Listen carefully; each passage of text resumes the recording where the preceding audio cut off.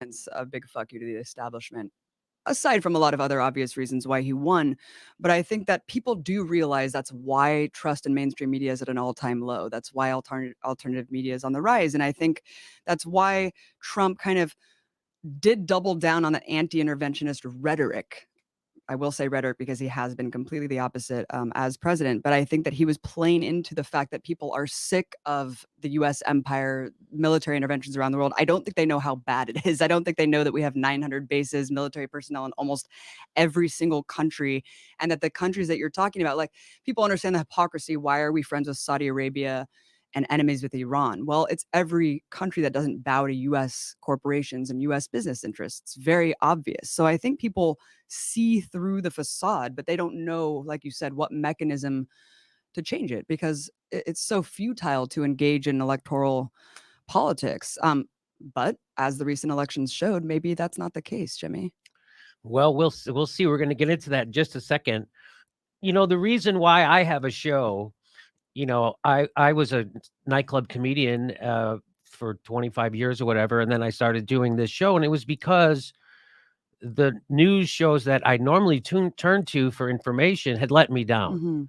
Mm-hmm. Even the newspapers, right? Yeah, New York Times, the Washington Post, they all beat the drum for war. In fact, they shamed people who ran against the narrative, the official government narrative that we have to go to war with Iraq. They shouted you down and said that you were crazy. And so that's why I started doing the show, because I saw that those people were crazy. MSNBC was supposed to be lefty liberal, fired Phil Donahue when he had the highest rated show on the network because he wouldn't go along with the war machine, right? And they fired Ed Schultz because he wouldn't go along with the TPP. So I'm doing this show because of how bad the news media is, and people don't read. People think they get their information when they watch Rachel Maddow or CNN.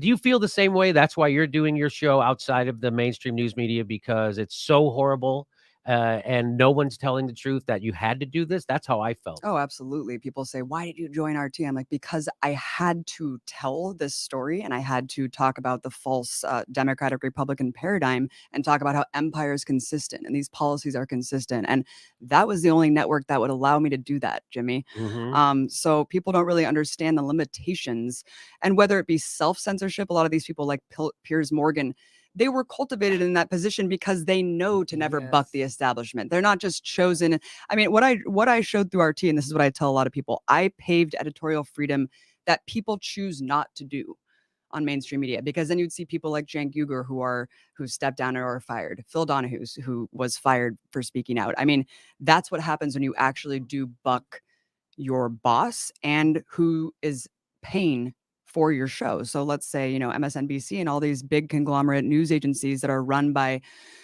they have fucking advertisements for Boeing. Like, who is buying a tank and a jet? Like, no one. It's just kind of a soft kind of like direction where these people and the anchors just know they can't really go there. They know who's paying the network. They know who the advertiser is. So it's just a vehicle. It's a vehicle for ads. It hasn't been about news for a long time. And this cultivation of the Russophobia thing is the most bizarre um kind of fear-mongering campaign I've seen, and I'm not that old, but holy shit. It's like a mass hallucinatory psychosis. I mean, you have people who are the Trump brown shirt army basically saying, everything's fake news that doesn't worship Trump. But God's sake, I mean, you look at the mainstream media and everything's Russia, Russia, Russia. So I feel like I'm actually losing my goddamn mind because I'm caught in the middle trying to make sense of it all. I feel the same way, because even people who I'm affiliated with on the left are pushing the Russian narrative.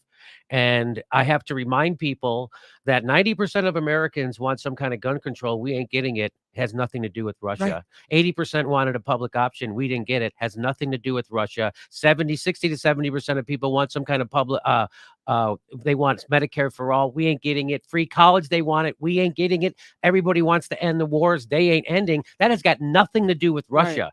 That is the people who are screwing you over is not Russia. The people who are screwing you over is Wall Street, the military industrial complex, big pharma, and fossil fuels. And that's why Boeing has commercials on Meet the Press, not because people who are watching that are going to buy a jet. And it's because they're not funding their investigations. They're funding their Right. non-investigations. That's what that is. Here's some money. Shut up. Why does Archer Daniel Minzel, why do they advertise on Meet the Press? Because they don't want them to investigate them. They know exactly what they're doing. And that's the reason why half the country doesn't believe in climate change. It's because it's still presented on corporate media as a debate. And why Right. is it presented that way? Because they're funded by fossil fuel companies. That's why. Very simple. Yes. Yeah, and then you have general after general talking about why we do need war with North Korea, but here's how it needs to be carried out, right? Yes. I mean, there's no So the room framing is always we need war, Mhm. and then we're going to debate tactics. They never go, well, let's bring on someone who says we don't need the war. They never do Yeah. that. Why don't you ever see Medea Benjamin on TV only to mock her if they Right. ever do bring her on?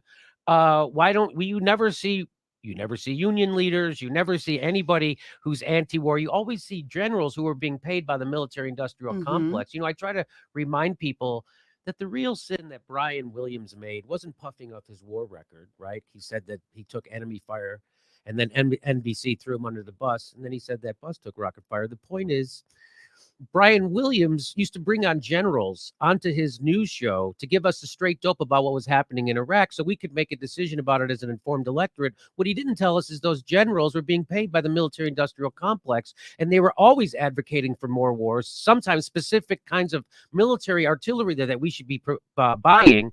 The guy who told us that won a Pulitzer Prize for it in the New York Times. Brian Williams still didn't tell us, right? So that's what's wrong with the news media. We're being given what we think is objective facts, but we're not getting. We're getting it from General Electric, which was a defense contractor. That's who he worked for, and he was bringing on guys working for military contractors and not telling you. So to me, that's the big sin. It's still happening, by the way. They still bring on these generals who are in the pocket because most of the generals, leave the military. Where do they go, Abby? Oh, they go back in the system. I mean, they just cycle through. Yeah, It's they either start they're to go coming work from for the and military industrial complex. They go to work as or consultants just and all that. lobbyists. Yeah. Yes. So do you see us getting people don't even realize because it didn't get reported. The Democrats joined the Republicans to spend $80 billion more a year on the military. Military didn't even ask for it. In that package, this is amazing. It was essentially a John McCain bill, $500 million to train Ukrainian forces against Russian aggression. What does that mean? Neo-Nazis? Like, are we Right? just giving $500 million to neo-Nazis in Ukraine now? Like Yep. that? We already like backed the coup. That's not enough. Right. Oh, but don't forget the 750 billion, or I'm sorry, million for Israel's defense, Right. because they need another, $1 billion more. So that kind of got earmarked through.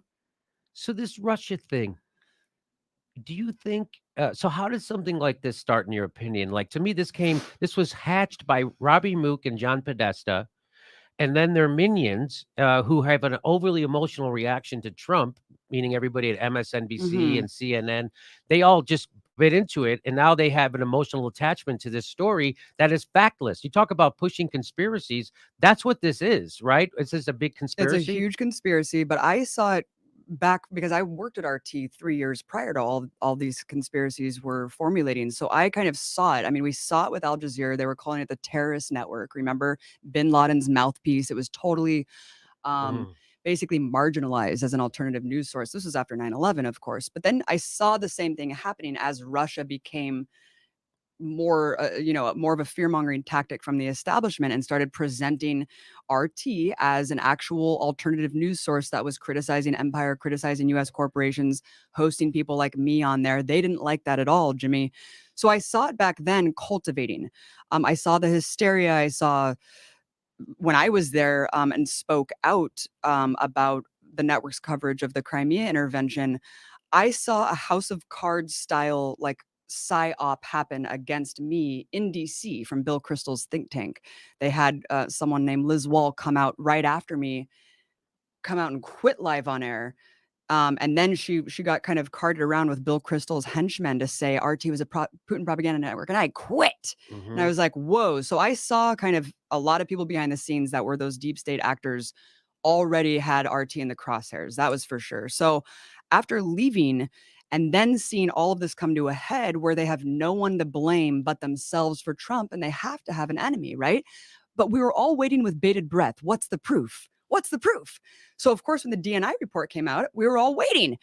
What's it going to be? Well, unfortunately, for the people who haven't read it, you might want to, especially if you believe in this concocted narrative, because half of the report, first of all, it was a 4-year-old report. Some fucking intern could have done a better job in 2 hours just watching RT and updating that. So that shows you how little they really care about putting these propaganda narratives together. But half the report was talking about RT's coverage, my show. They said that I was fomenting radical discontent, that simply my coverage and RT's coverage of third parties, Black Lives Matter, Occupy Wall Street, greed, that is what fomented the discontent. That is what cultivated the support for Trump. Interesting. So basically, in a country where half the people are poor, talking about real issues, talking about how half the country doesn't have more than $1,000 in savings, that's Russian propaganda. That's what cost the election, apparently, to these people. So it pisses me off to no end talking about real issues, Jimmy. I didn't say one thing praising Putin. There's so many radical, like, socialists and leftists at the network who do it because they know that there's nowhere else that they can talk about these issues. There is no place else that I mean, look, we try to do it here. They're suppressing these videos. Unfortunately, even the left is pushing coming from the left this time, this McCarthyism, this Russia. It's crazy. I used to talk, of course, Bill Kristol. Well, it's weird. Now the party, when Hillary Clinton was running in the general, all these people like Bill Kristol, all these, well, I'm going to support Hillary. And David Frum, and now the Democratic Party has officially become the party of, or how about Josh Barrow when he announced that he was leaving the Republican Party? It's like, this is what finally did it, Trump, at the Iraq War. So now the Democratic Party is officially the party of people who voted for George W. Bush twice. Yeah. What do you think about people like Keith Olbermann, who just apologized to George W. Bush? I can't even fucking believe it. Keith Olbermann was one of my heroes during the Bush administration. I lived for his rants. He was even going out there and saying stuff about the anthrax attacks. I mean, he was hardcore. I don't know what the hell is going on with this lionization of Bush. Bush killed 1 million people. He tortured people. He created a gulag that's still in effect. He deserves to be rotting in prison for the rest of his life, not painting fucking portraits of dogs and his dick in the bathtub. I mean, this is insane that this person is paraded around as some old sage. I remember when he went on the Oprah show. This is before even Trump was in office. He was on the Oprah show and she was holding his hands like some old sage, like Buddha. Give me your advice. Yeah. It's like, this person is a fucking war criminal. I mean, going back to the whole American exceptionalism thing, these people are war criminals. The U.S. is pulled consistently as the greatest threat to world peace over and over and over again. I mean, and that's when I knew Obama was a fake, because I was like, well, of course he has to prosecute these war criminals if we ever want to have some sort of retribution. I was like, oh, okay. So that's when I knew things were on a very, very dark path. But that's what happens when you let war criminals walk free. I mean, it just becomes normalized and continues to be a normal thing in our society, Jimmy. And now we have Trump and, a bipartisan consensus on war and torture and American empire. Well, it's not good when you have a narcissist who knows that he will get basically people applauding him when he bombs people. So that's what we're seeing happen. Yeah, so that's what it took for people to call Donald Trump president, was when he finally started bombing people, and down Brian Williams almost nutted in his pants over it. So it was, if Keith Olbermann, if it took Donald Trump getting elected to his first term for Keith Olbermann to apologize to George Bush, what if he gets elected to a second term? Is he going to start apologizing to Nixon? What is this?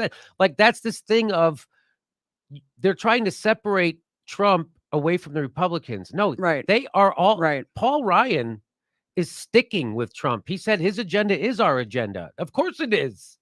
So I keep seeing Democrats like Hillary Clinton and people like Keith Olbermann trying to say that Trump is this unique menace. Why is he's more of a unique menace than Dick Cheney? I think he's less of a menace because he shoots himself in the foot 3 times before he even gets out of bed in the morning, and he can't get his legislative agenda implemented, right? He couldn't repeal Obamacare, couldn't implement his own health care. Every time he does a Muslim ban, they stop it in the courts, and now his tax plan seems under duress. So what do you say to the people who say, I want Mike Pence, I want to impeach him, I want Mike Pence? Yeah, I want a Christian ISIS who says to execute gay people en masse, right? I mean, Mike Pence is a Christianized ISIS. He really is a psychotic person. Look, I think that on one hand, you wouldn't have kind of this cult of personality behind Mike Pence, obviously, because he's just he looks like a bust, like a statue. Yeah. I haven't even seen him like have an expression. He is very disturbing, but I do think that Trump does have this kind of effect on people in a different way, where we see the whipping up of, fervor. Now I'm called a dirty commie or a Nazi collaborator. It's like there's very few gray area to like try to create dialogue with people these days. So I do blame Trump for that, for affecting society in that way. However, um, no, I think that Trump is not an aberration. I think that he's just showing the face of who we are, right? And I think that the Christian evangelicals love him because they never would have been able to get in power without someone to be the forefront. They've been trying for decades. So these Pences and the DeVosses, they love that he can be like the fall guy while they're just ramming shit through. But I think that Trump, it makes perfect sense looking back. And I kind of forget what your question was originally, but it makes sense looking back. He is the worst elements of everything horrible about our society: reality stardom, celebritydom, this billionaire, total narcissistic personality disorder. I mean, it completely makes sense. I'm shocked that I didn't see it and predict it before. But what was your question originally? My question was, there's a lot of people saying that Mike Pence, they want to impeach that him would and be get Mike Pence. better. And, even Keith Olbermann said that on The View the other day, that Right. that we were talking about his interview, and Joy Behar had to be the voice of reason. But Joy Behar famously said to Bernie Sanders, the Iraq War was a long time ago. Get over it. She was the voice of reason with Keith Olbermann the other day when he goes, don't you want a boring president like Mike Pence? And she goes, not with those policies. And then he goes, yeah, but his policies will be. He was trying to find common ground Yeah. with Meghan McCain. And he said, we can Oh, agree right. on getting rid of Trump and we would be okay with Mike Pence. And Joy Behar is like, no. Yeah, no, it's And so disgusting. that's how it's like this. They called it Bush derangement disorder. Then they Mhm. called it Obama derangement disorder. This is really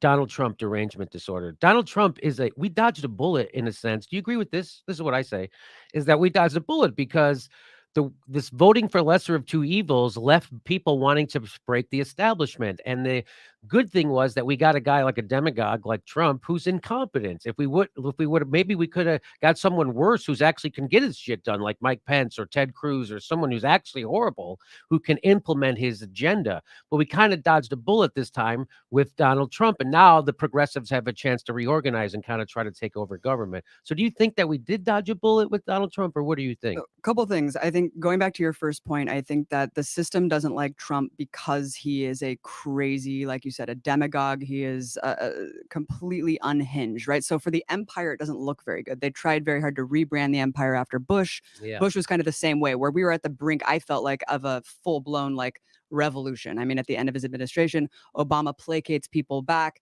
continues the policies of empire. Then you see Trump again. I think that the reason why the quote deep state doesn't like Trump is because he's making it very hard for them to carry out their agenda, because he's just such an asshole and psychopath. However, I think that maybe domestically, you could argue that his policies are maybe failing. But look, I mean, the Republicans control both houses. We know Paul Ryan is a total sociopath who hates the poor, so he's going to keep trying over and over again until they really push these things through. But in terms of empire, holy shit, Trump is ramping that up big time. Yeah. Afghanistan troop surge is one of them. Somalia buildup of AFRICOM, where you see, that horrific massacre that we thought was Al-Shabaab. And I don't know if they've actually found out if it was or not, but the same guy who did that, the U.S. had raided his village a couple of weeks prior and killed a bunch of kids. Then you have Trump's whole posturing on Saudi Arabia. That was his main thing. Hillary and Saudi Arabia. Well, you just fucking sold a shitload of weapons to them, and now they're massacring a ton of Yemenis. Trump has increased drone strikes 450%. He's killed more civilians. I think there's like a 75% increase in civilian deaths. Yes, Obama was, willy-nilly with this like deck of cards of who to assassinate with drones. They were killing every military-age male in a drone strike area. But now Trump's just carpet bombing villages with like entire families are being wiped out, like straight up Israeli style massacres. And you just read some of these statistics of what is going on with drones, and it is very frightening. I mean, he said it on the campaign trail. This is the one thing I'll give him credit. He did say that he was going to do this. He said that he was going to torture families, take them out, right? Take out terrorist families, just a complete violation of the Geneva Conventions, and everyone just didn't care. And guess what? He's doing it. So what he's not doing is what I actually hoped he would do, which is normalizing relations with Russia. Yeah. He is doing everything like the few things that I thought he would do that I was hopeful about. He is totally fucking not.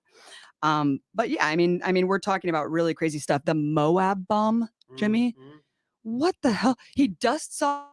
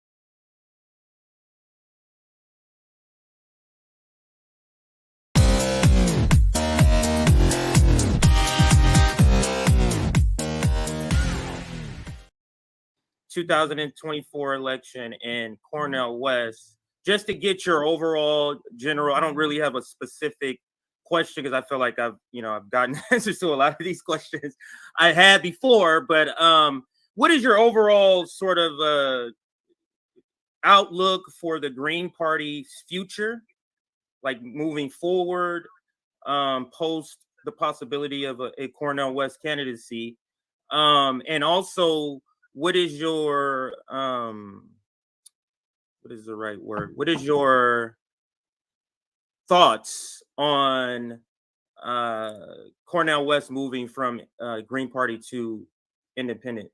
What you're willing to share, of course. Let me start with that last part, the last question first. And I've shared this with Cornell.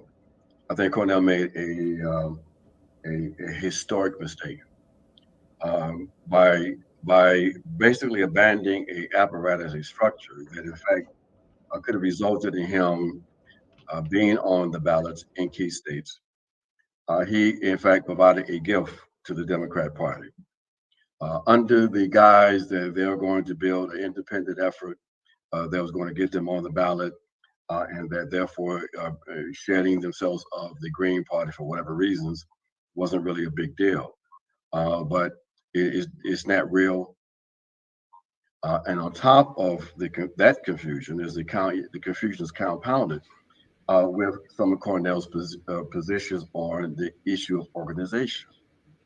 He's making this argument about the parties and the impediments of parties and this and that, but we know that basically an unorganized people are not going to be able to resist. Absolutely. Okay, the people are not looking for saviors. The people are looking to resist.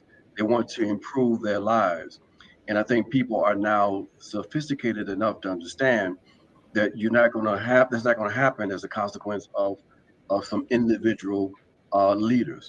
We have to have. Welcome to the post-duopoly show. I'm one of your hosts. We have a little bit of different setup, and let me take this down to show everybody. I'm one of your hosts. I'm from RBM. I'm CJ. We have our normal guys from Do Dissidents, but I'll start with the newbie today, sitting in for one of our missing regulars, but she's a regular here on RBN. What's up, Conrad Misty? Hey friends, it's good to be here. I'm very excited to be here. Thank you for having me. It's been a while since I've been on RBN, so I need rant sessions. And then to the awesome regulars, what's up, Do Dissidents? What's up, CJ? How you doing, man? Been a while. Well, yeah. It's been a while for you. We have to talk offline about your trips and the stories that you can't say on camera. but what's up, Keaton? How you doing, sir? Doing good. Yeah, it's been a while since both Russ and myself have been on one of these because I had my old episode, with family health thing before Russell left, and then when Russ left, it was just me. So yeah, it's been a while. And Misty, always good to see you. Yeah. Yes. Russ, And then, Russ, I would like to hear about your trip too. All right. yes. All right. And we'll do some shots after this. Right on. And the way I know you're home is that bookshelf, those bookshelves in the back. I know. Oh, he must be back. He's back. But we also have Chuck Modi that will be joining us shortly, hopefully. So because I wanted to kind of keep it the same number, so got 2 fill-ins because Nick won't be making it tonight, and Kit will not be making it tonight. But let's start with the video. And I don't know if any of you had a chance to watch or viewing this clip for the first time, but this is what happened in the interview today. I snuck in this question, and I was not hesitant, but I didn't know what sort of response I would get from this question because I didn't know how open he would be or be willing to be. So the way I phrased the question, luckily he picked up on what I was trying to do, not trying to force him to answer it, but just kind of leave the opening for him. And he answered it. So now this kind of works out that Chuck is a few minutes behind. And you know why, Chuck? Because it's a little bit of a unique situation for tonight's show. We have Comrade Misty, who is she is to the left of us because we are post-duopolis. I'm no duopolis. I'm nothing. Get me out of this shit. Like, I'm not doing anything at all. So that's new. But what's also new, and this is what I want to give introduction to Chuck Modi. Misty is, gas mask and machine gun. Exactly. So she's to our left. I wouldn't say Chuck Modi's to our right, but he's definitely still saying there could be some usability in the duopoly, possibly depending on the candidate. So that is a little bit of nuance that at least this roundtable has never seen because it's usually just the regular 5. So I want to introduce Chuck. He's a sports writer, believe it or not, because we know him as a very super political sort of person into activism and stuff like that, but he is by trade, I believe, only a sports writer. Maybe he can clarify that, but I'll bring him in now. What's up, Chuck? How you doing? Hey, what's going on? Great to be here as always. Just got in from the DC streets. Right on. And we've been watching your videos. Hopefully towards the end of the show we'll be able to get to some of the videos that has absolutely been going viral that you've been doing. And this is what I said in the stream. I don't know if you saw, I said it somewhere. It feels like to me that's your element, is when you're with the people during activism or some sort of a protest, and you do more than just the surface sort of interaction. But how you doing? And speak on what, where you just came from briefly, so before we get into the topic here. Yeah, well, thanks for having me. First of all, I really appreciate it. I came in from DC, a 7-hour protest. I think I was texting you like, I don't know if I can make it because normally protests don't go on for 7 hours. But what was interesting today, it was led by it was Jewish. It was led by Jewish folks saying "not in our name," and that was the theme. Not in our name. I just did cover a few Free Palestine protests, and they were wonderful. They were incredible, and there were incredible solidarity. There's one on Friday, one on Saturday, led by Palestinians, and it had incredible DC solidarity, like we always do in DC. But I think there was a particular importance for Jews to come out and contest the narrative. It's always important for the dominant group to come out, and there's privilege in that, whether, unfortunately, if I say something that's anti-racist and you say something, I might get a better hearing, and it shouldn't be that way. Right. And it is. But I think that's double or triple when you're talking about Jews, because anyone who is not Jewish gets like this label of anti-Semitic for just saying the truth, for just being against genocide. Some crazy position like being against genocide. How dare radical you? How and dare you, anti-Semitic sir? it is to be against genocide. So in that sense, it is very important for Jews to come. And there are over 1,000 Jews in the street today to say, not in our name. You are not going to have another genocide and use our grief to justify it. And I think that came out very clear today. And that was a very important message that needed to be sent. And to that point, this is something that Nick kind of says all the time. The community that is sort of the face, whether they want to or not, of something, they're the ones that need to be at the forefront. Like you're saying, for this issue, Jews, that's what made this important. If it's an issue, this is what we say to people in the white community. We need you guys talking to your racist friends or family members or acquaintances. That's what your job, you get what I'm saying? And then if it's for our community. And I think this is the way, if you're going to build any sort of coalition, that is the way to resolve like sort of disagreements, maybe disputes. But like I said, hopefully at the end of the show, if we have time, we'll get to some of the more of the activism stuff when we get to some more announcements. But Chuck, I'm gonna bring in this video again, and the reason I'm saying it just to you because they've already seen the video, but I'm gonna bring this video in here, and this isn't earlier today.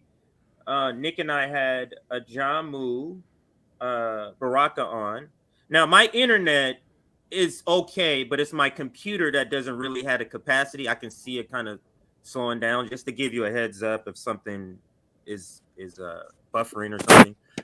But so I was able to squeeze in a question, and so I'm gonna rewind it. I'm gonna ask the question and then allow the answer again, and then we'll discuss on the other side here. So let's hear the question and then Ajamu's answer and Cornell West, just to get your overall general. I don't really have a specific question because I feel like I've gotten answers to a lot of these questions I had before. But what is your overall sort of outlook for the Green Party's future, like moving forward, post the possibility of a Cornell West candidacy? And also, what is your what is the right word? What is your thoughts on Cornell West moving from Green Party to independent? What you're willing to?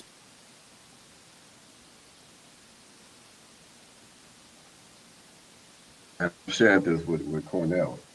I think Cornell made a historic mistake by basically abandoning a apparatus, a structure that in fact could have resulted in him being on the ballots in key states. He in fact provided a gift to the Democratic Party under the guise that they were going to build an independent effort that was going to get them on the ballot, and that therefore shedding themselves of the Green Party for whatever reasons wasn't really a big deal. But it's not real. And on top of that confusion, is the confusion is compounded with some of Cornell's positions on the issue of organization. He's making this argument about the parties and the impediments of parties and this and that. But we know that basically an unorganized people are not going to be able to resist. Absolutely. Okay. So I'll pause it there, and then we'll listen to the second half. And I'll just open it up to the table before I just start going around. Whoever wants to kind of speak, who's feeling something about the clip so far. Chuck, I see you nodding your head. Did you want to chime in on what do you think? I'll wait for others.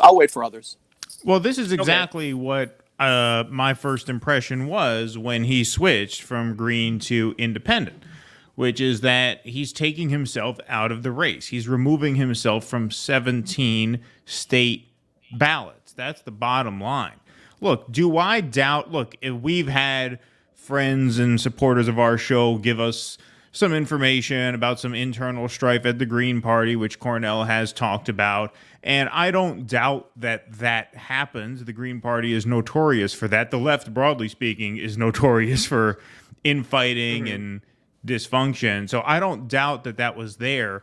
The question is, was that more insurmountable at the end of the day than the task of going from 17 ballots to 0 ballots? The Greens were on the ballot in California. The Greens were on the ballot in Texas. In those two states alone, you need a combined 332,000 signatures to get on the ballot.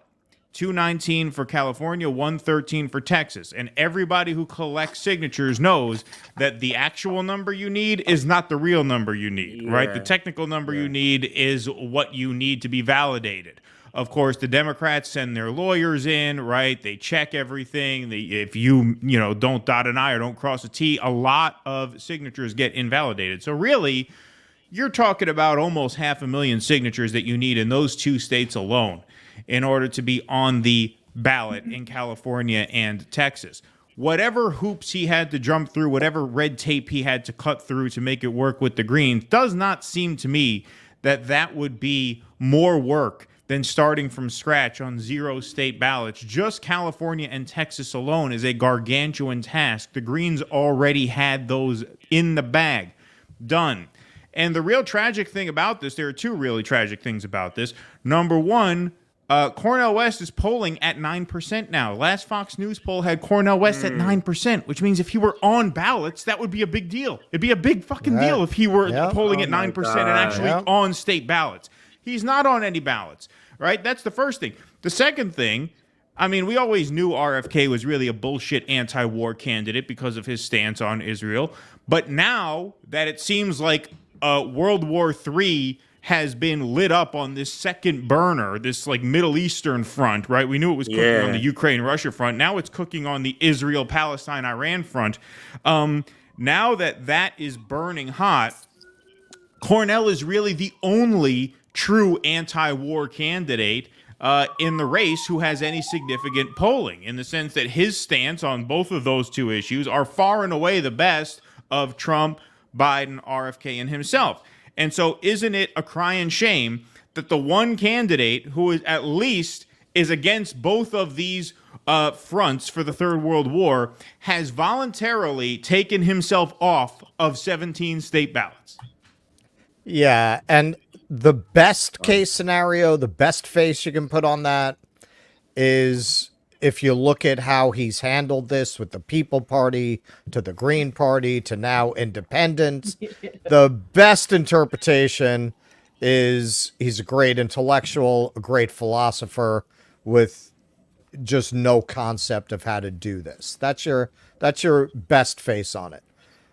Worst face on it, I mean, for me, I don't think Cornell's grifting. I don't think it's a Marianne book tour kind of situation. But at the same time, does he really want to get nadered by these people, right? He's welcome on CNN. Anderson Cooper tears up when he speaks, right? Does he want to sacrifice that?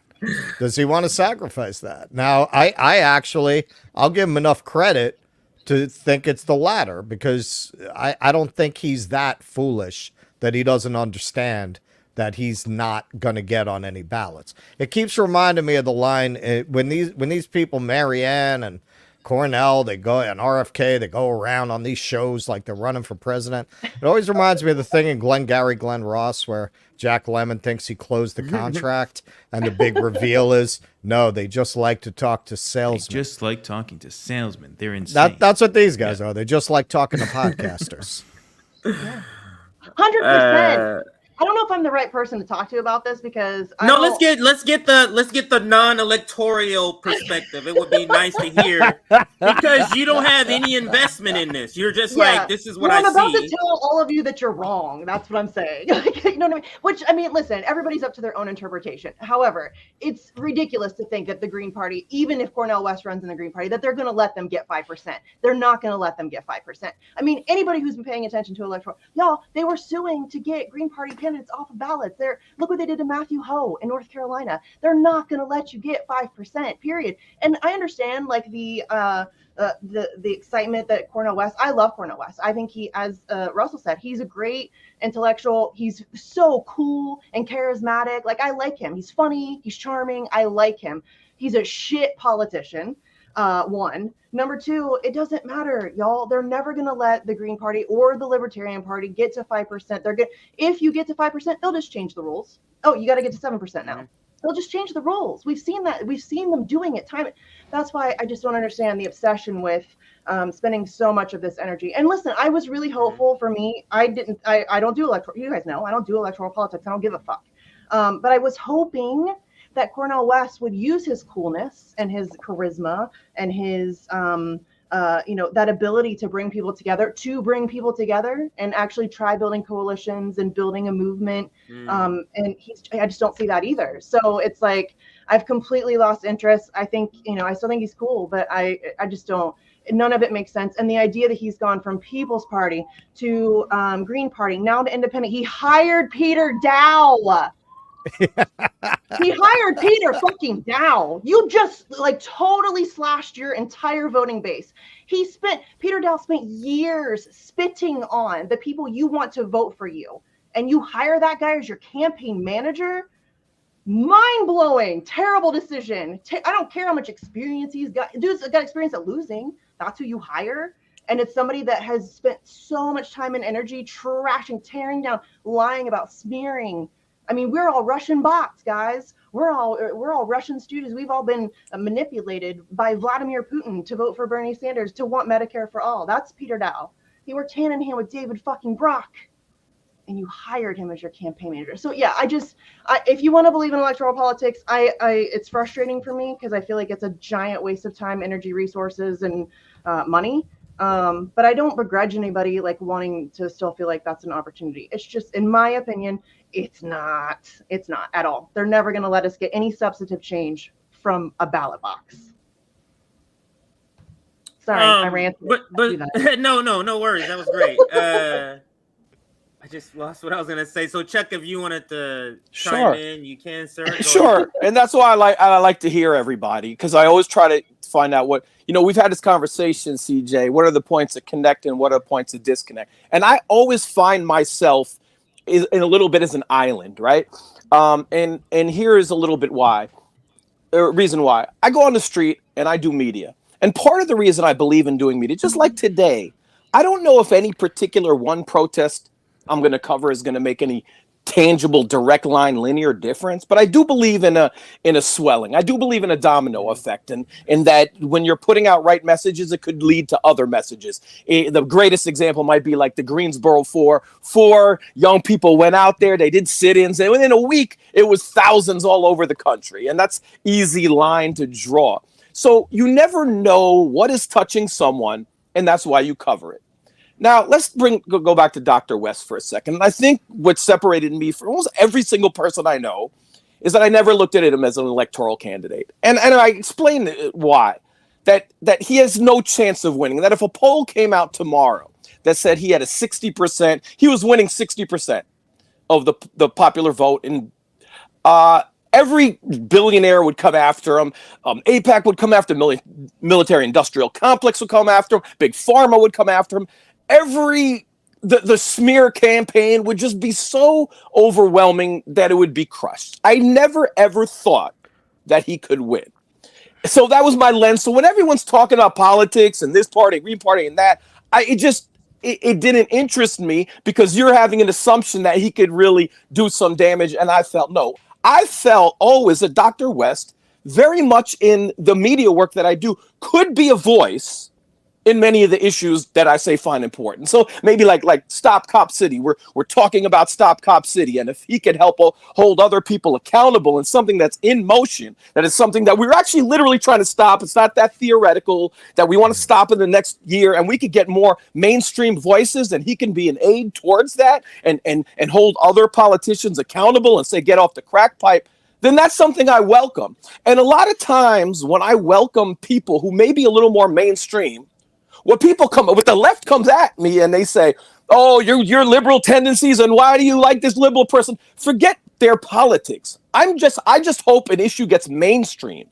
And that is a very different thing, because maybe someone like myself who's covered anti-war protests for 10 years is tired of looking at the same 150 people forever. And you want to see these things grow, but there's a territorialism on the left that when somebody of a more liberal bent that could mainstream something, we attack them rather than saying, okay, this issue is being mainstream, but let's take control of that issue, but still welcome the mainstreaming. And that is the lens that I continue to look at Dr. West with, if that's helpful to this debate.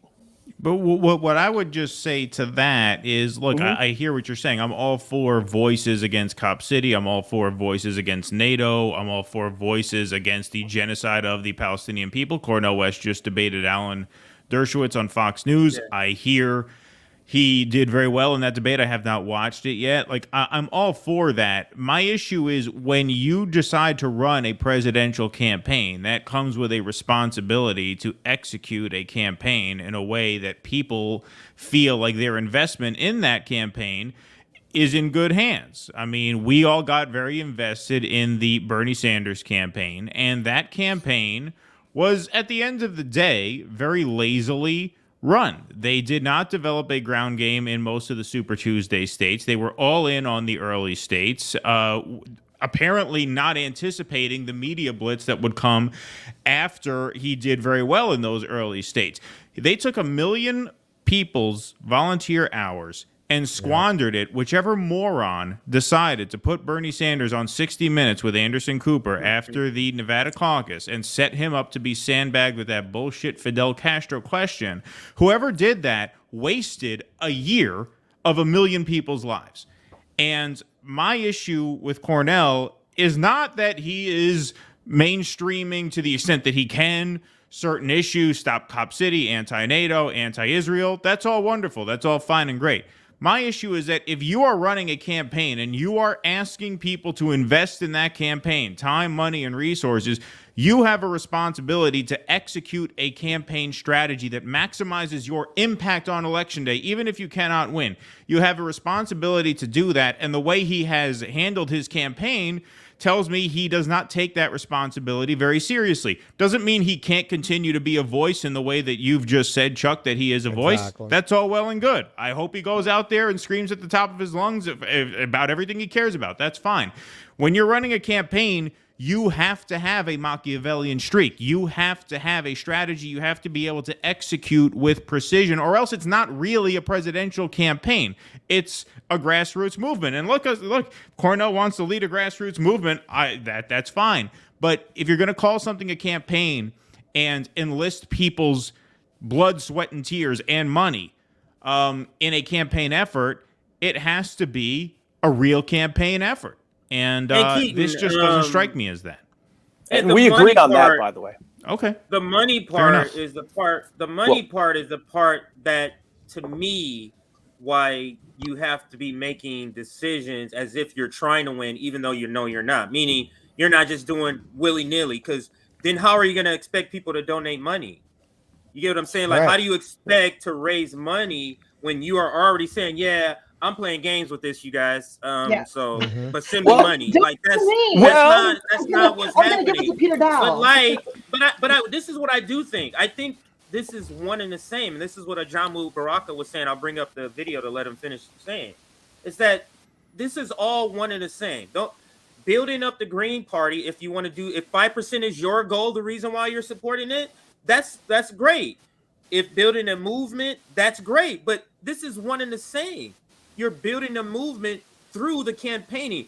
You have, in order to build a movement, you have to have something, some galvanizing sort of event or process. And what better thing than a presidential campaign that, one, keeps people invested, because the presidential campaign lasts for a year. It keeps people invested, coming back, making sure they're staying in communication. So it's, I'm here for the 5% Green Party. Yeah, that's great. But go ahead. This is where we are organizing these rallies, this march, this protest too. Right. You see what I mean? Like, you're doing both at the same time. And the Green Party, to me, is what maximizes the organizing. Because let me give you an example. Claudia de la Cruz is a great candidate. She's not on every ballot in every state. Let's say she was like sort of this person that's organizing. She could do that in every 50 states, but it would be a lot easier if she was on a ballot in those states to galvanize people. You get what I'm saying? And not being on the ballot. That is the whole point of the Green Party, staying with the Green Party, to me, is that you stay on the ballot so people have something to invest in. And they already have the infrastructure. They have email lists. They have state parties. If we're going to have the electoral conversation, it's ridiculous to leave the Green Party and be independent. If you that's silly. You're absolutely right. Right. Even if you're not even talking about, I'm not going to even get any I'm not even going to win any delegates. The whole point is to organize. Use this to organize. But I agree with Keaton. You have to be invested enough to say, I am making a serious attempt, although I know I have a very low probability. I'm making a serious attempt, and leaving the Green Party just doesn't give you that. And that's the point that I would make about any of this. Whoever wanted, I think it was Keaton. We you have a little, since you threw him up on the screen, I'll mention it. I just watched a video of Tim Black, having steam coming out of his ears, that everyone's betraying Cornell, and everyone's turning their back on him. They've betrayed him. Nobody betrayed Cornell, and I think we all go easy on him because we all like him. If it were pretty much anybody else, we'd probably be going a lot harder, because we are all veterans pretty much in this space of the Bernie Sanders campaigns. And we all came away from that feeling pretty burned. I don't know anybody who was involved in that who feels good about it in hindsight and doesn't feel used.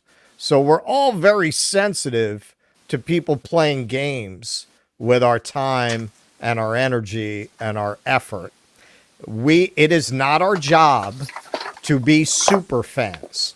It is not our job to be worshipers. It is not our job to get behind leaders and support them no matter what. If Cornell likes to talk to podcasters, he can do it without claiming to be a candidate for president, to be arguing that this was a smart strategic move. There was some sense to this.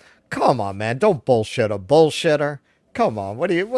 Come on. Are you fucking kidding me? Are you kidding me? You're talking about the kind of people who would actually maybe go and try to get all of the signatures you would need, hundreds of thousands of signatures to get on the ballot. They've seen the way that you ran this, and they're not going to do it. People like us, we're not going to do it.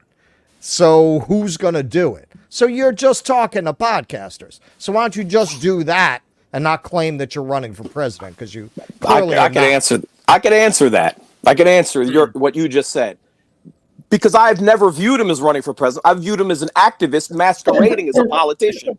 That the politician is just a vehicle for his activism. I'm someone who interviewed him 10 years ago in the streets, advocating to free Palestine in 2014 when it wasn't too popular at all. And I've had some issues with more recent remarks, but he's been in the streets of Standing Rock. I've interviewed him. I've seen him twice at Ferguson. I've seen activists hug him. Thank you. Everybody left. It was in October 2014, after everyone left. I've seen him in the DC streets. He is an activist that a lot of times only the activists know.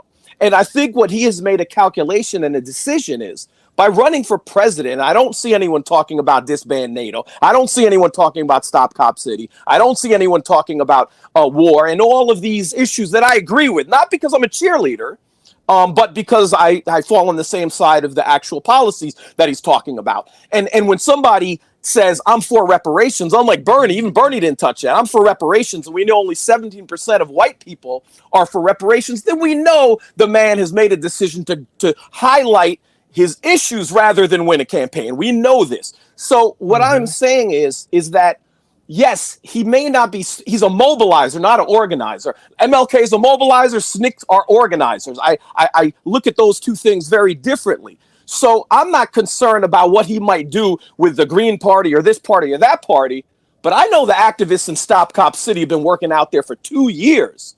And if he can help give voice to help activists out who already have their bodies on the line, and 61 of them are facing RICO charges and 42 are facing domestic terror charges, can he help from that perspective? And I can't stop this disconnect when everyone talks strictly from an electoral perspective. Now, that's my view. You could say that maybe that's wrong, but that's how I always viewed him. And once you view him that way, things change. If that is the motivation, then why not stay with the Green Party, where you're going to have that visibility? What he did here, and again, in the end, I don't think he's that foolish. I think he knows exactly what he's doing. I don't think it's a book tour. I don't think it's a grift. Maybe it is that he feels running for president will elevate issues, as you say. But in the end, he didn't want to elevate those issues to the point that he's not going to be welcome on CNN anymore. And if he had run as a Green and Nadered himself, that's it. That's it. Those of you that look at Nader. He's trying to kiss their asses now. They'll never let him back in. They'll never let him back in. Not even to parade him around the arena as a conquered barbarian. They don't even want him on that level. So Cornell does not want that. That's what I think. So even on the level that you're saying, maybe that is why he's running for president. Very likely it is. But he doesn't care enough to do it in a way that's effective. But I also think there's an issue here. Sorry, Russell, were you done? Or did you have more? My grandfather used to say something. You can do whatever you want in life, as long as you're not asking anyone for anything. Once you ask people for something, you make what you're doing their business. So when you're running for president, you're asking us for something. You're asking us for support. You're asking us for time. You're asking us for money. You're asking us to platform you. Well, now what you're doing becomes our business. And the way that he has done it for people who are veterans of the Sanders campaign, a lot of us, I think, are not comfortable getting involved.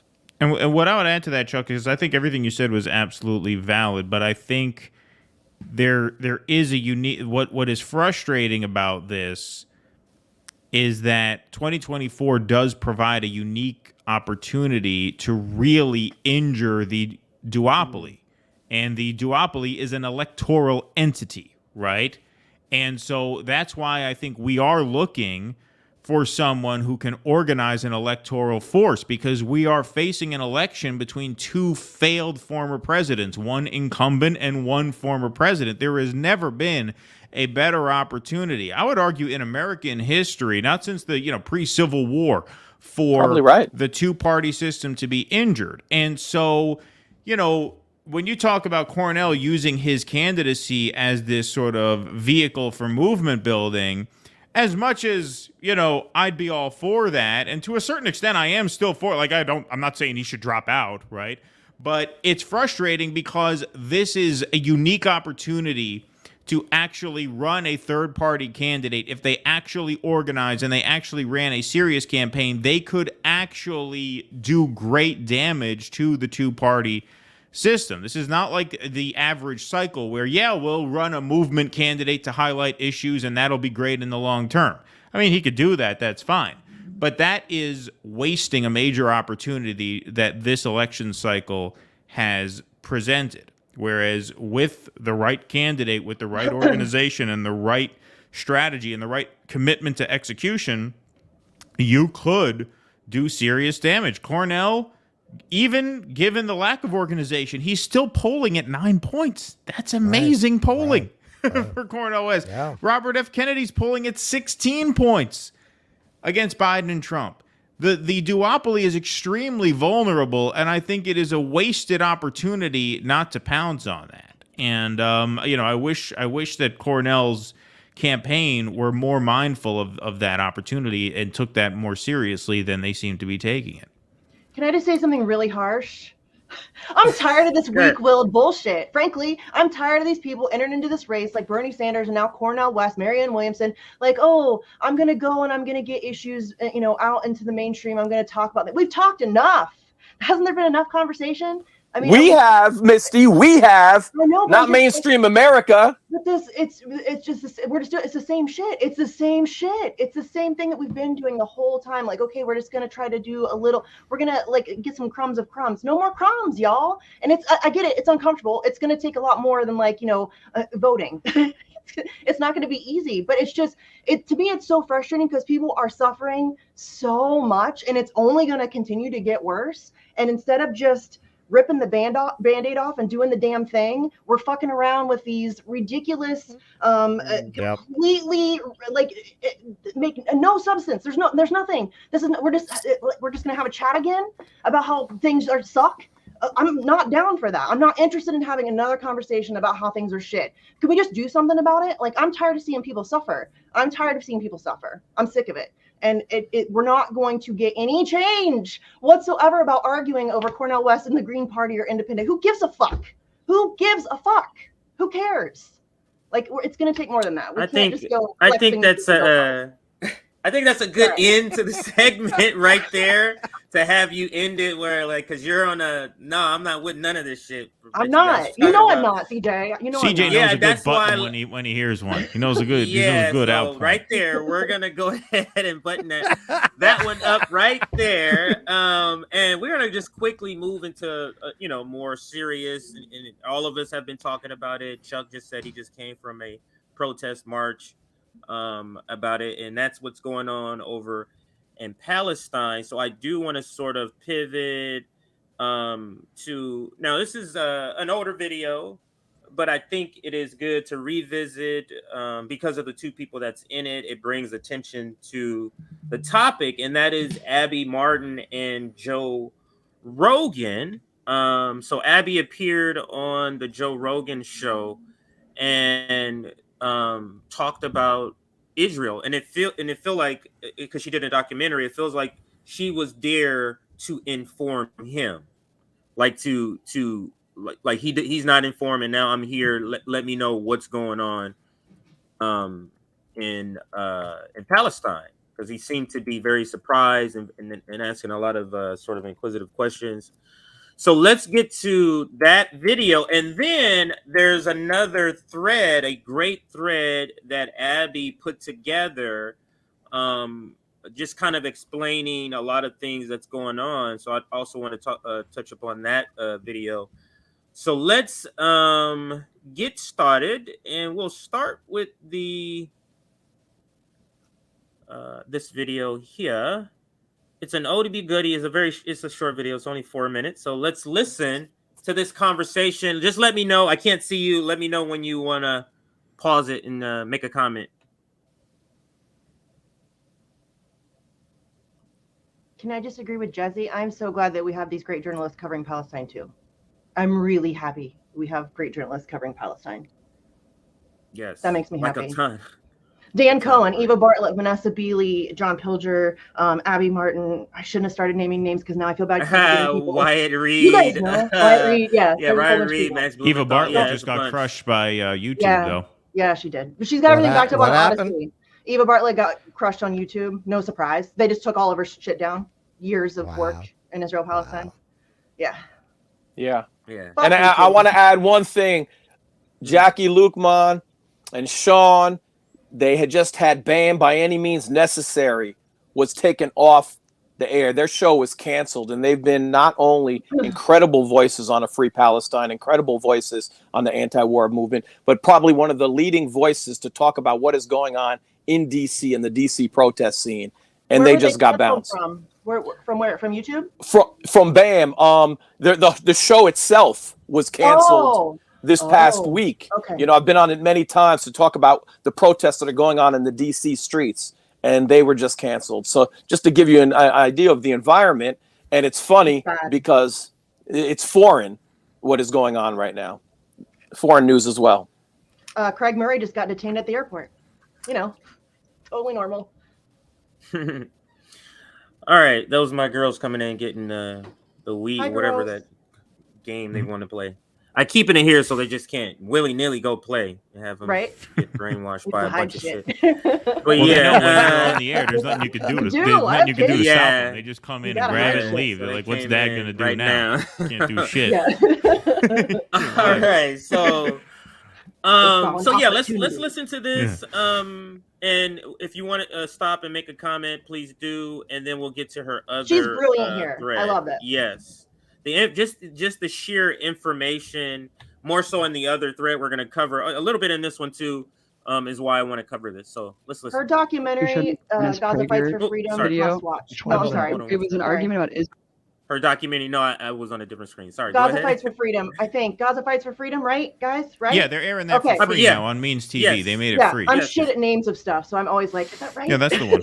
Okay. Yeah, Gaza Fights for Freedom. Because I get them all confused. Killing Gaza, I get them all confused. Yeah, Killing Gaza is Blumenthal's. Yeah, and Cohen. Yeah. Right. And also, I highly recommend John Pilger's Palestine is Still the Issue. Okay, sorry, I'm done. Right on. All right, so let's listen. You showed me that Dennis Prager video. Which one was that? It was an argument about Israel where he was talking about why Israel deserves to exist and stuff. After being there, man, holy shit. I feel like people have no idea I didn't even know what the hell was going on until I went to Palestine and saw how crazy it was. But what is it like? Give me your thoughts and your So experience. Everyone mistakenly thinks that Hamas controls Palestine. That's not true at all. There's 3 different areas that were drawn up with the original partition. It's the West Bank, which is totally under military rule by Israel, and then there's the Gaza Strip, which is like the open air prison, which they bomb the shit out of like every couple of years, and Hamas controls that area. And then there's Jerusalem, which is an international city center that both Arabs and Jews live in. But the West Bank has been occupied militarily since 1967, and it's complete martial law. There's checkpoints. All political parties are illegal. You can't.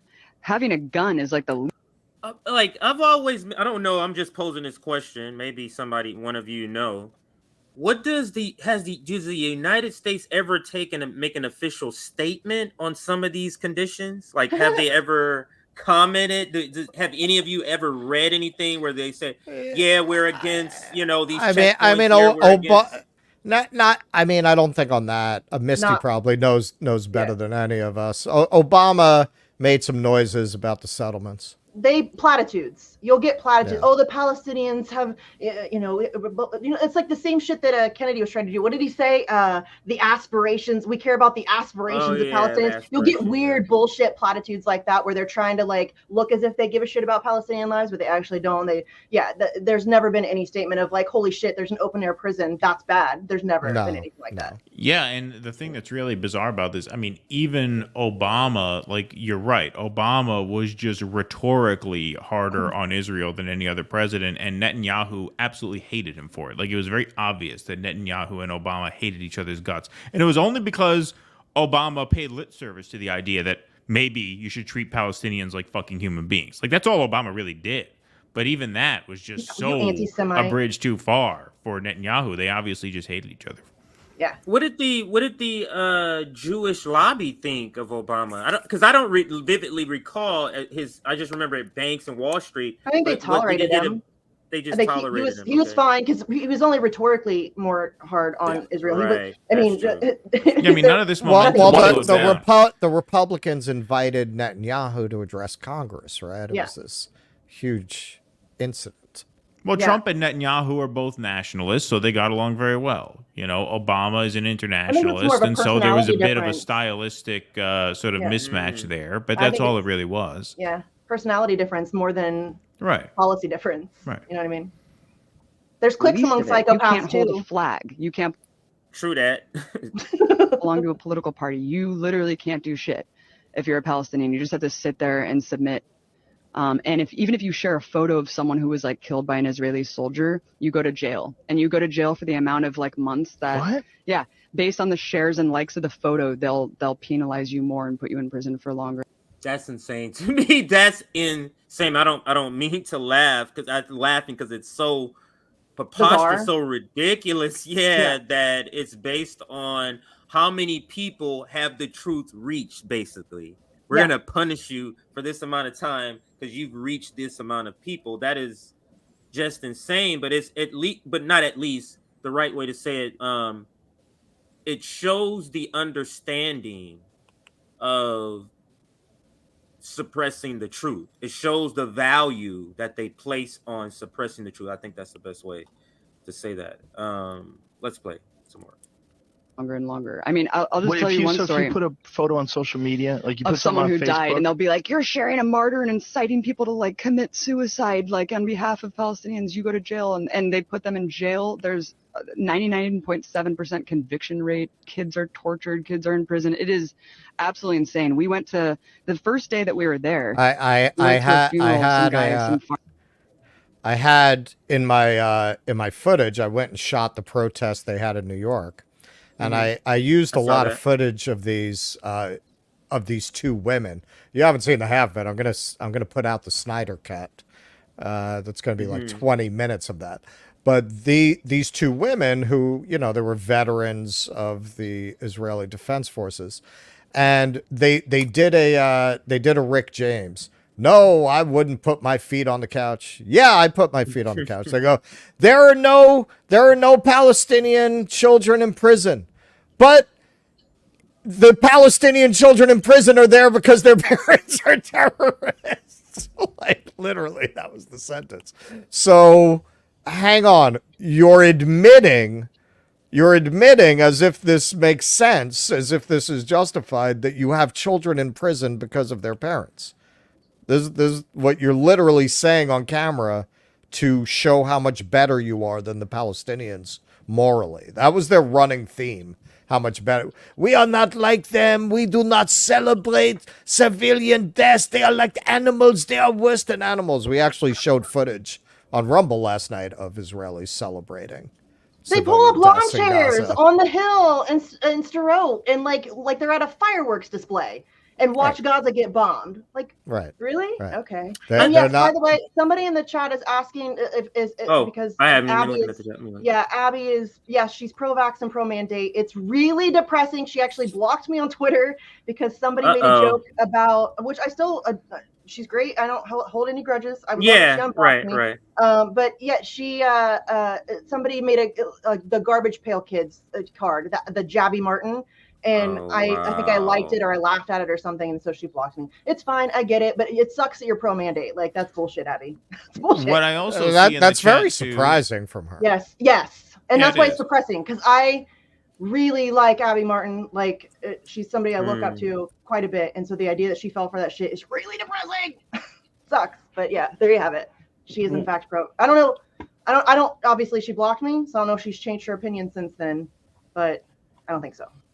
What I also see in the chat is some people asking, when this video is from, because it's obviously an older one, because this is the old Rogan setup. But 2 years ago. But 2 years actually, ago. But Abby's been doing work for like over a decade, really, on this when it wasn't popular at all. But this is actually a really important point, which is that it doesn't really matter when this is from. This is what people don't understand about this, is that what's happening to Palestine now is just an accelerated version of what's been happening to Palestine for decades, right? So like, and this is what people just do not know.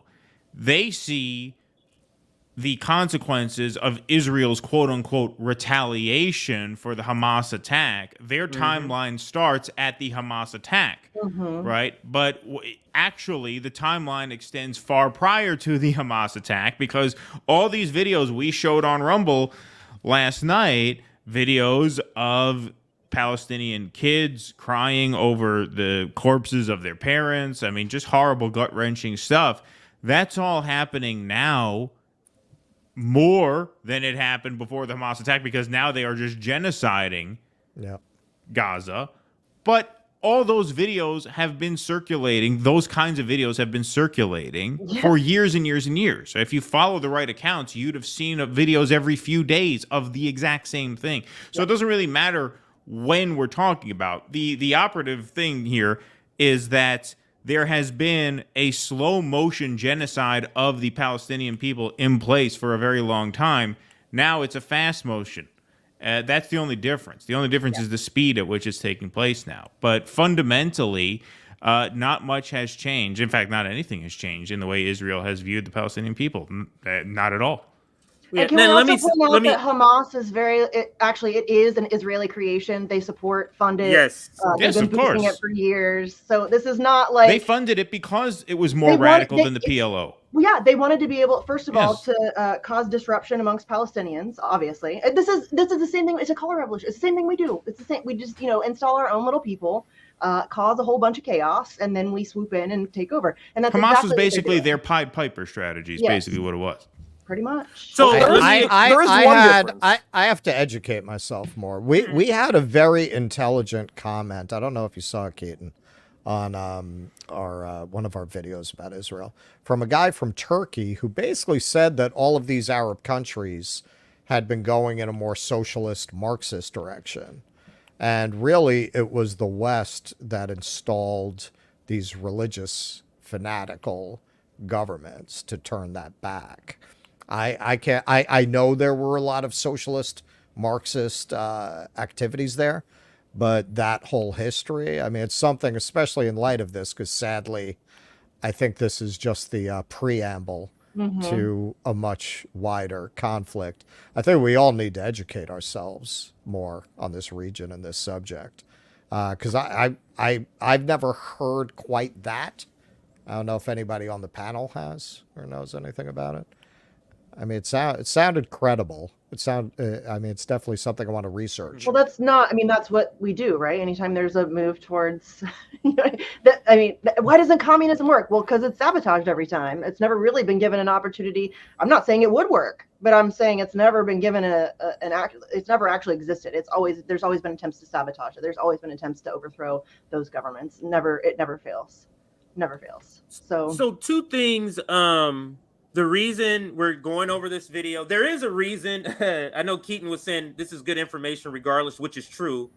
But there was an article just written about this because this video resurfaced and went viral again.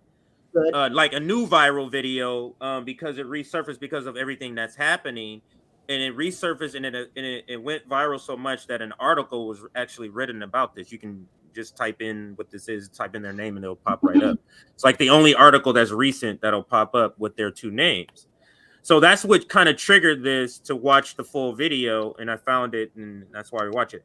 And then the other thing is, just realize we have 3 Jewish people here on the panel.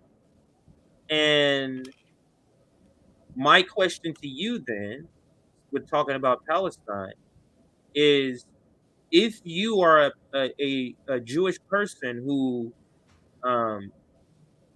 is anti-Zionist, are you looked at as a sellout by Zionists? Do Zionists consider you like a sellout? Any one of you? I mean, I stopped worrying about that years ago, but I'm slow. I think I'm late to the party. I came really around in 2014. I struggled with it.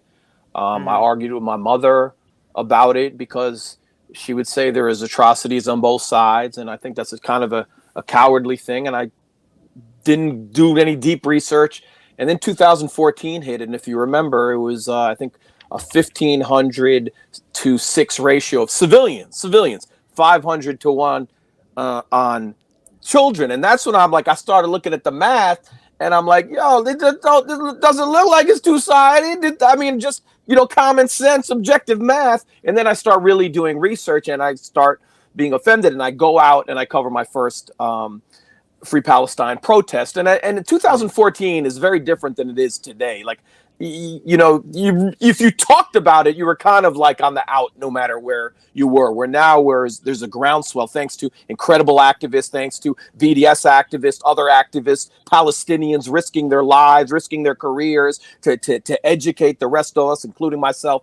And there's an unlearning that has to happen. I was raised on Holocaust movies. I was raised on Never Again and all of those things. And when you come to find out that Israel's not, how it was presented to you as a child in this beautiful haven, that people actually lived there and then they were killed, because I never got that part of the story, right?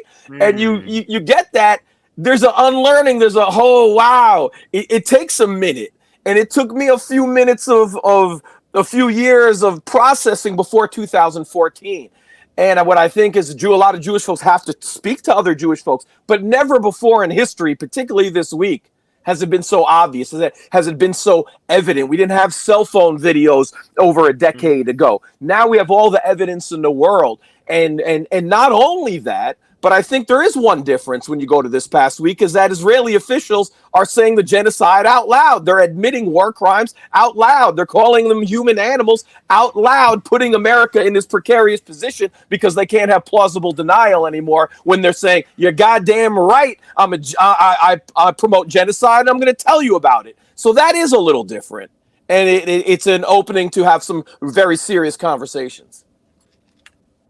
It's very...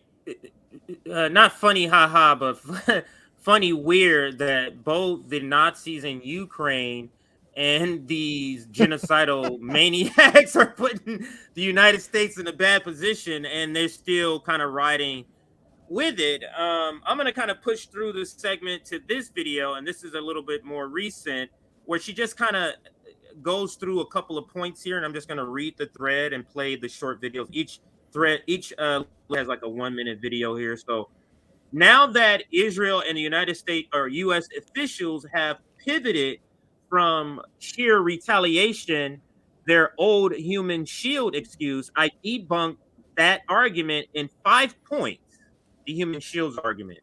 And let's listen to this first one here. Point 1. Israel provides no evidence that there are human shields. So far, the best they can do is share these photoshopped images. See, the building is red. That means Hamas is there. For all of Israel's sophisticated surveillance technology with eyes over every single inch of Gaza, you'd think that they'd be able to produce more than cartoons and doctored graphics. In fact, the only proof they have provided so far are fake videos of Hamas rockets in residential areas. On May 15th, the IDF published a video of an Israeli training operation using a Hamas decoy, but claimed it was an actual Hamas missile launcher near civilians. In another lie, Netanyahu's spokesman tweeted a video claiming it was Hamas firing rockets next to an apartment building. Turns out this was a video from 2018 in Syria. So where's the actual evidence? If they cannot provide any, their claims must be investigated and brought to a trial. Even if there was evidence that Israel was hitting legitimate military targets, it still is illegal to kill such an outrageous amount of civilians. And you can't legally blow up a hospital, even if there are militants nearby. Either way, Israel should not be allowed to be above the law. Well, that's her first point, and to me, that's common fucking no sense. evidence provided. And it's funny because what's the show called? Save America. I've been watching an episode. It's called Disinformation, and it's really a psyop. They're trying to use reverse psychology in the video, and to speak to this point that they have no evidence, because they were saying in the video, when they found out the beheaded story was fake, it was yeah, people are arguing about this. Who cares? It matters. Yeah, we want to try to get this correct, but come on, does it really matter? They were literally arguing this in this video, and I was amazed. I covered it a couple of days ago. If anybody in the audience wants to check it out. Now, before I go to the second one, anyone had a comment on anything she said here before we go to the second? Can I just say that yes, it fucking matters if beheaded baby story is a lie? Yeah, kids died, and it sucks no matter how they were killed. But it matters in the same way incubator babies matters. It matters. It fucking matters. The atrocity propaganda being exposed for the emotional manipulation that it is matters. And I'm so tired of people pretending like, oh, you just don't care that kids died. What the fuck are you talking about? That has nothing to do with debunking an obvious lie that the president of the United States went on national TV and lied about seeing. And then he gets on Twitter today and laments that a Palestinian family was attacked. Well, you fucking helped do that, dude, by spreading the bullshit. So that's why it matters. Also, while we're on this human shield question. That's absolutely right. That's absolutely right. I mean, while we're on this human shield question, can I just, I mean, this strikes me as common sense, but I don't know, maybe I'm missing something. We have a panel of 5 very, very smart people here. Hopefully, maybe somebody can answer this. Israel says, well, okay, we warn the Palestinians in advance that we're going to be blowing up this building so they have time to evacuate. Okay, so if you're going around passing out flyers saying we're going to bomb this area, so you better leave, how do they know they're not alerting Hamas to the fact that they're going to bomb and telling Hamas that they have to leave? Like what? Well, I don't understand that. Well, we make sure that the civilians know to leave. Well, how do you know you're not informed? I mean, in broadcasting, we're going to bomb this area soon. Aren't you also alerting Hamas? Right? Yeah. Doesn't that take all the validity out of this excuse of, well, we are trying to target Hamas, not civilians? Well, if that's the case, then isn't it also the case that in announcing where you're going to attack, you're also alerting your quote unquote enemy? Right? It just, I mean, to me, I don't know. Can anybody explain how that makes sense? Maybe I'm just stupid. Well, in the end, they're trying to make the area uninhabitable. Well, that's it. Well, right. But that's what it's about. It's about we are trying to level this area, and they are going to claim this for themselves. You know, that's really what they're going to do now. It has nothing to do with killing Hamas. It has nothing to do with targeting terrorists or civilians. It's about leveling the place, killing whoever's in our way, and taking the land back. That's what this has all been about. For 75 years, just check the fucking maps. It's very obvious that's what this has been about for the longest time. They don't care who they kill, whether they're terrorists, civilians, women, children, does not matter to these fascists at all. And just adding to the war propaganda, you know, it's remarkable how whenever these colonialists want to justify atrocities against people, the tropes are the same. It's rape and women and children in jeopardy. That whether it's against blacks, whether it's against Native Americans, it's always the same trope that the women, their chastity is endangered by these savages, and the children are going to be murdered or worse, right? It's incredible how consistent those images are, and there's a reason for that, because it stirs a very basic, violent reaction in people when they think of that. If you can convince them that that's really true, that that's what you're defending people against, you can get them to commit atrocities. It's the quickest way to just hit that lizard brain reaction. And not, if we're talking about lizard brain, not only that, but when you have the defense minister saying human animals talking about Palestinians, and you turn humans to animals, then you know you're no longer committing human rights crimes because you don't consider them human. That's and Nazi we shit. know that's Nazi. That's right. Yeah, That's Nazi. literally. That's what was done to the Jews. Jews were vermin. That Hitler did that to the Jews, and by making the Jews rats and vermin, that justified the Holocaust. You're not actually doing something. In our country, you could go back to slavery. When you get into around the 1830s, they had these respectable scientists come on and say, yes, slavery is the best of the worst options because, you know, they're not really human. They're lower on the evolutionary, black people lower on the evolutionary scale. Respected scientists were saying this. So anytime you have genocide, you have brutality, you have slavery, and you have the dehumanization. And what was so striking about that is he said it out loud in a press conference. There was no pretense to try to hide it. So he handed over his cards. Absolutely. All right, let's listen to point 2, everybody. Point 2. We shouldn't take Israel's claims of human shields at face value, because they have an extensive history of lying about it.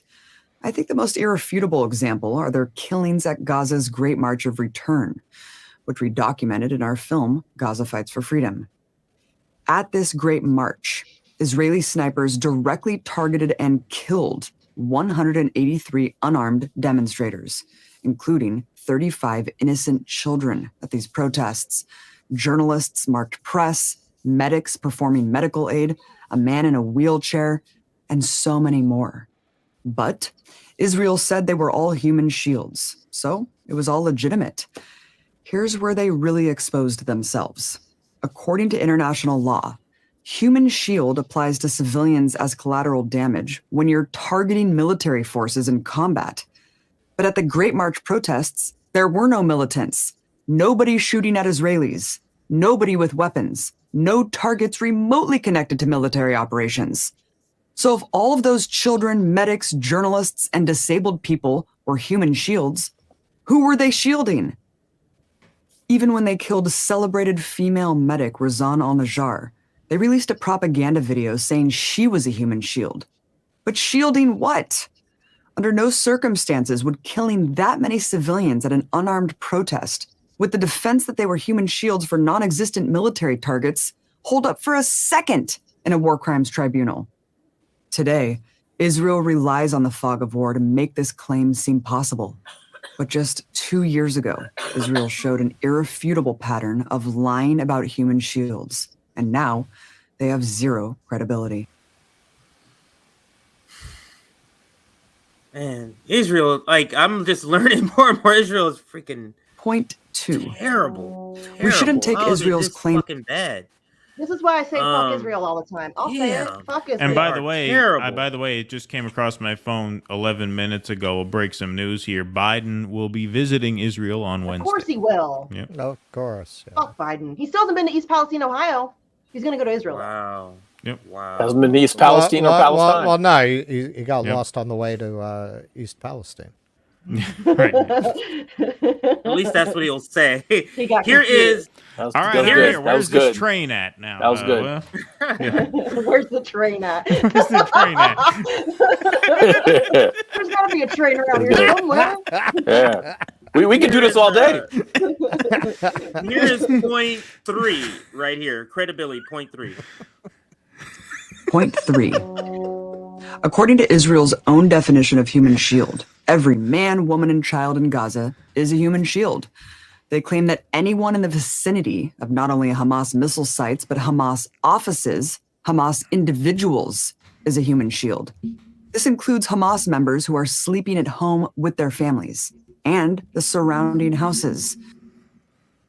Wait, so when they go home, the people in the houses that when they're sleeping, Yeah. they're considered human shields? Yeah. Like, so. that's what I'm saying. Like, what does the United States have to say about these ridiculous things that's going on? Like, what is the support it, whatever. response? We support it. We arm it. We fund it. We give them almost $4 billion a year. That's what we do. They have healthcare. We don't.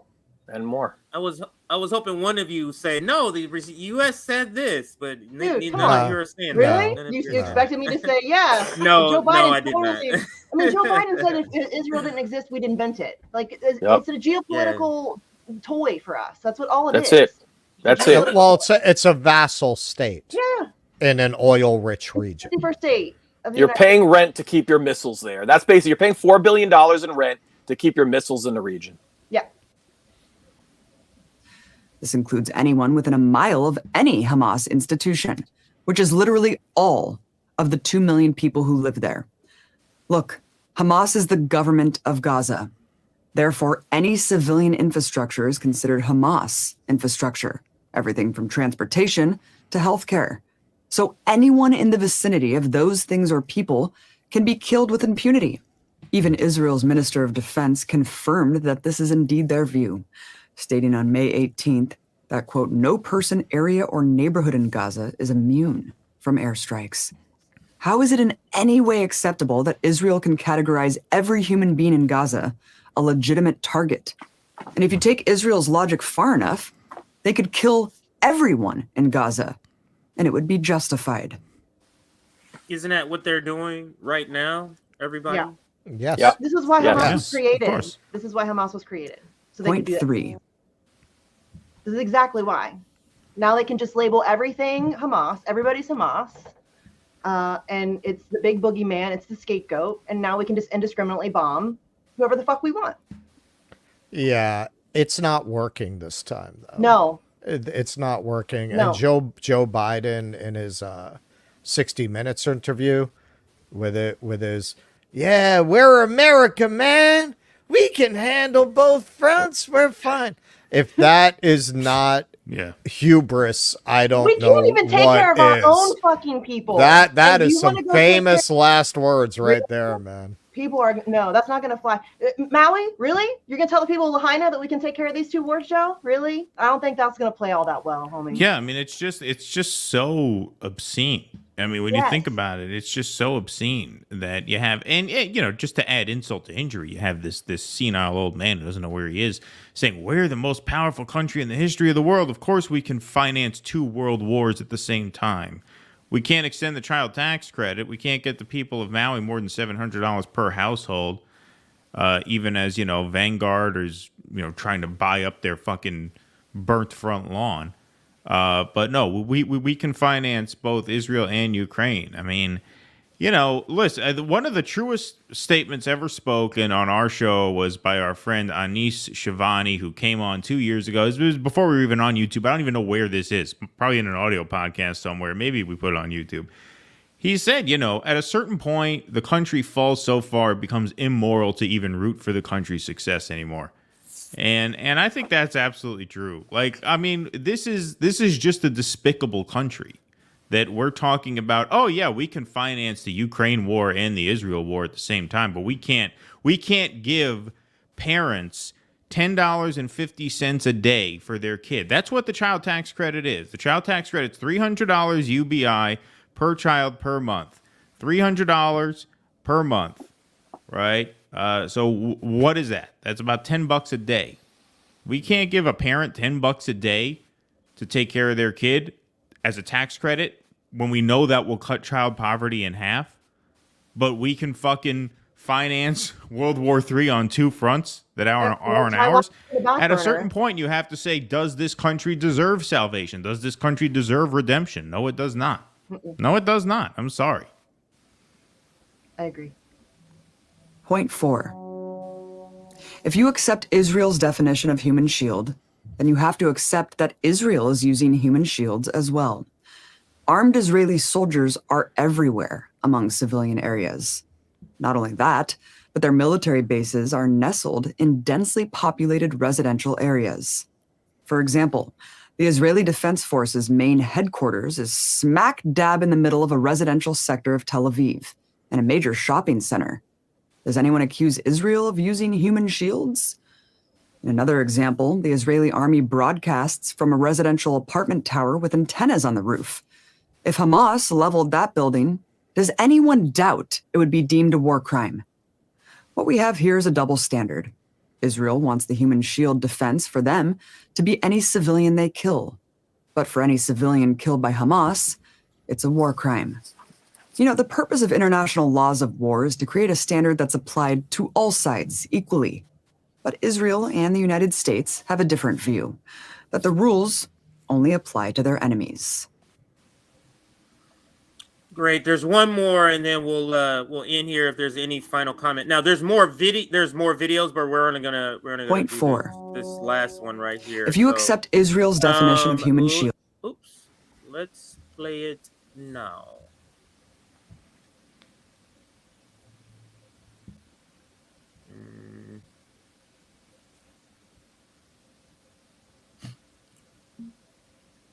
Buffering. All right, there we go. if everyone in Gaza is a legitimate human shield, that's only because of Israel's own design. This is a situation of Israel's own making. Israel drew the borders, and Israel refuses to let anyone leave. To leave Gaza, you must get approval from the Israeli government, and the government will almost always say no.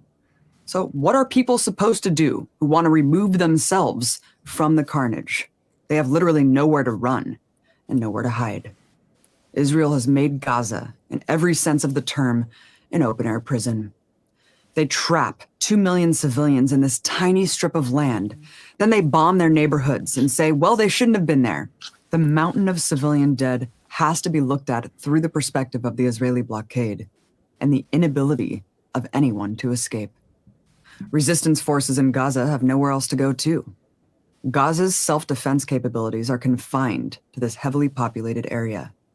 And Israel has intentionally made Gaza unlivable.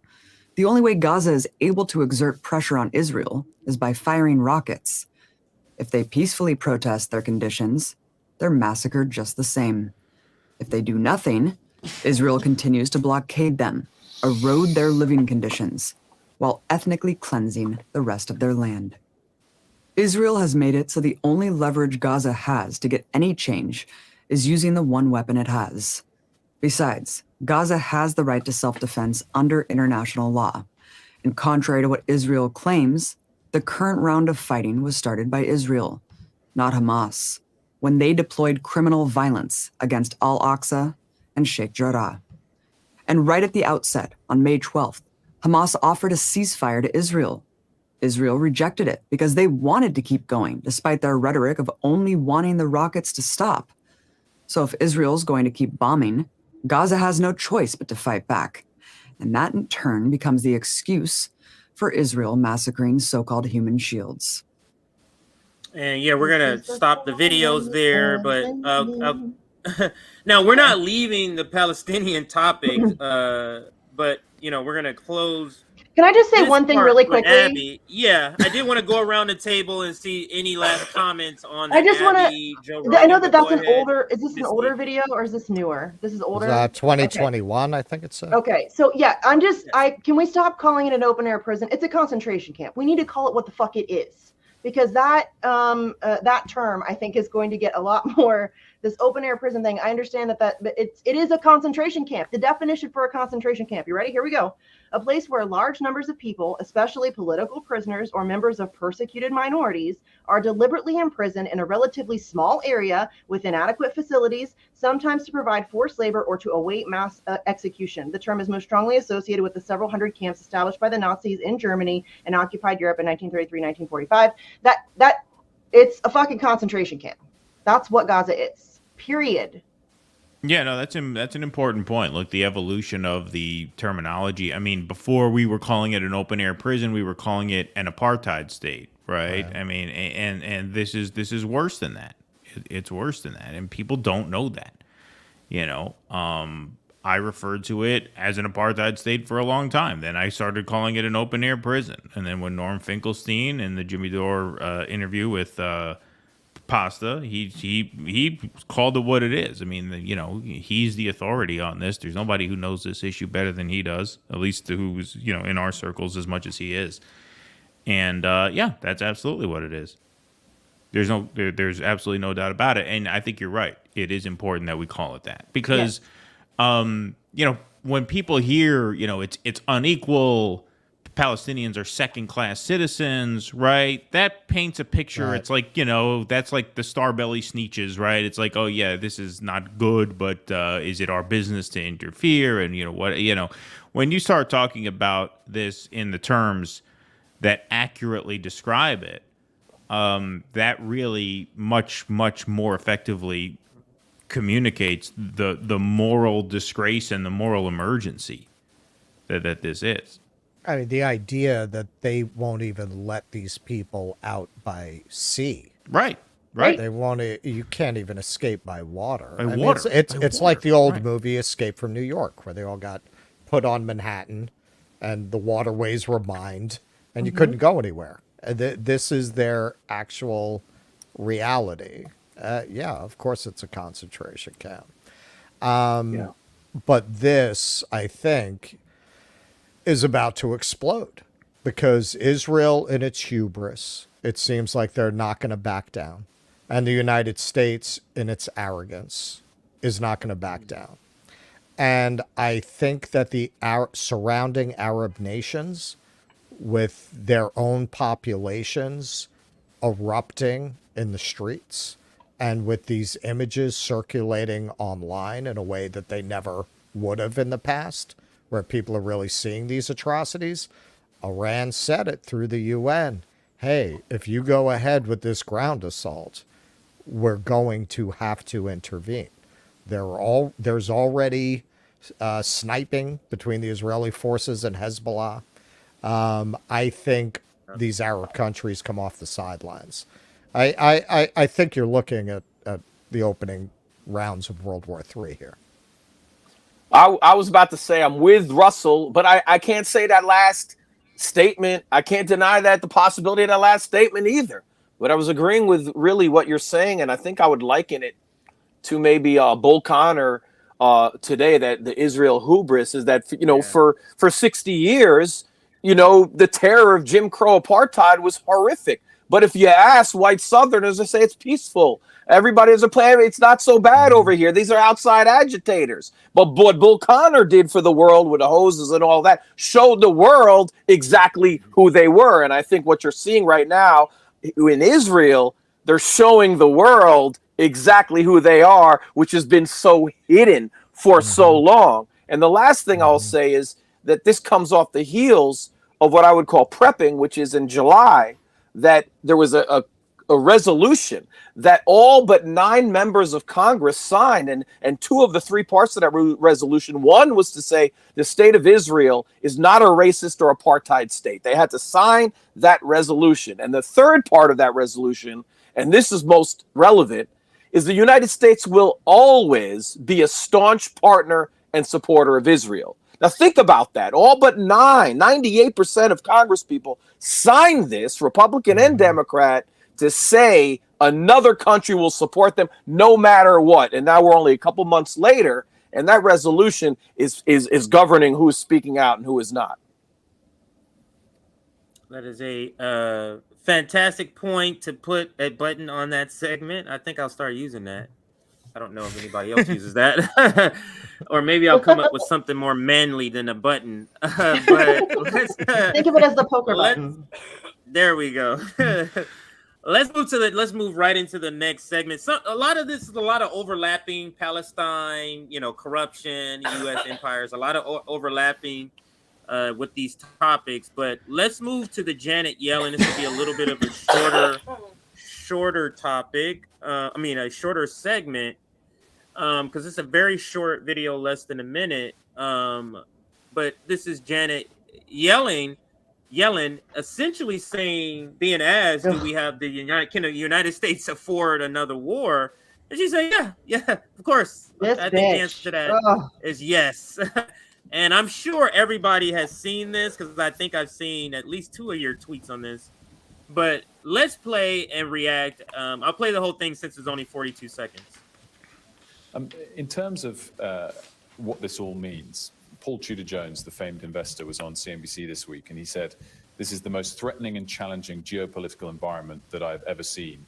At the same time, the US is in its weakest fiscal position since World War II, with debt to GDP at 122%. Can America, can the West afford another war at this time?" I think the answer is absolutely.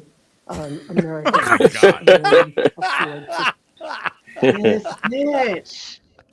It's a weird question to seem enthusiastically to say absolutely. Absolutely. It seems like a real. Let's go. It seems like a weird question to do that, but I'll allow her to finish, and then we can give our with comments. Israel and to support Israel's military needs, and we also can and must support Ukraine in its struggle against Russia. In terms of, do we see how this is going to be never ending? Because she's talking about Ukraine, she's talking about now Israel, they're already talking about Taiwan.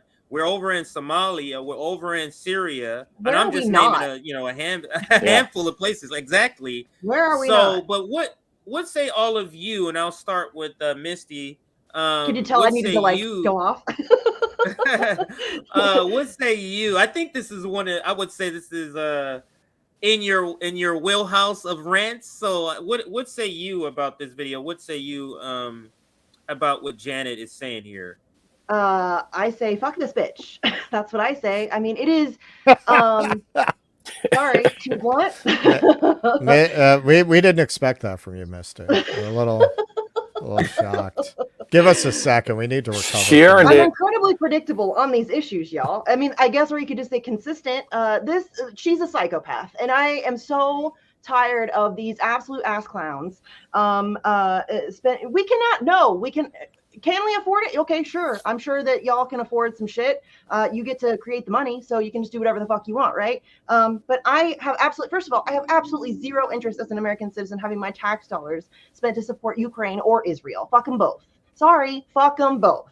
When there are people in this country, and I'm not like a America first person. I'm not like, obviously I care about the global community, but when you're taking this money and blowing people up for profit, I got a problem with that. I have a major problem with that. And that's all this is. This has nothing to do with democracy or humanitarian. Blah, blah, blah, blah. No, has nothing to do with that. We don't even care about the people of this country. I'm supposed to believe that we care about the people of Ukraine or we care about the people of Israel. No, the fuck we don't.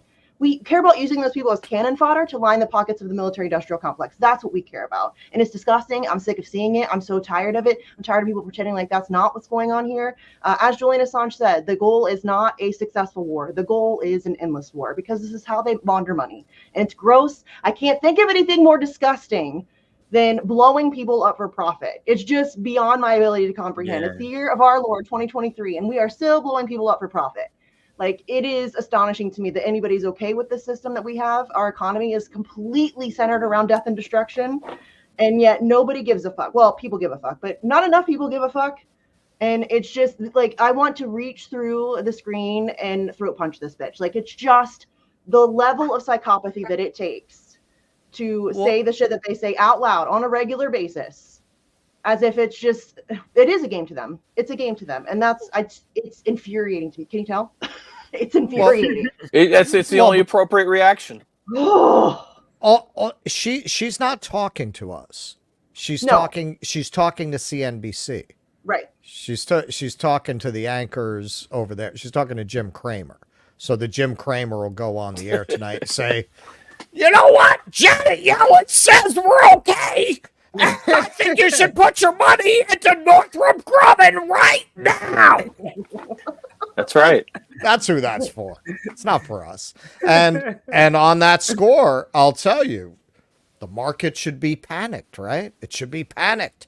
No, the market has been very good since this war broke out. Overall, the market has been up most days. So it had a very good day today. Why? We have Iran talking about, because it's good for business. It's good for them. They're looking at all of the money that the U.S. will pump into businesses to manufacture material for war.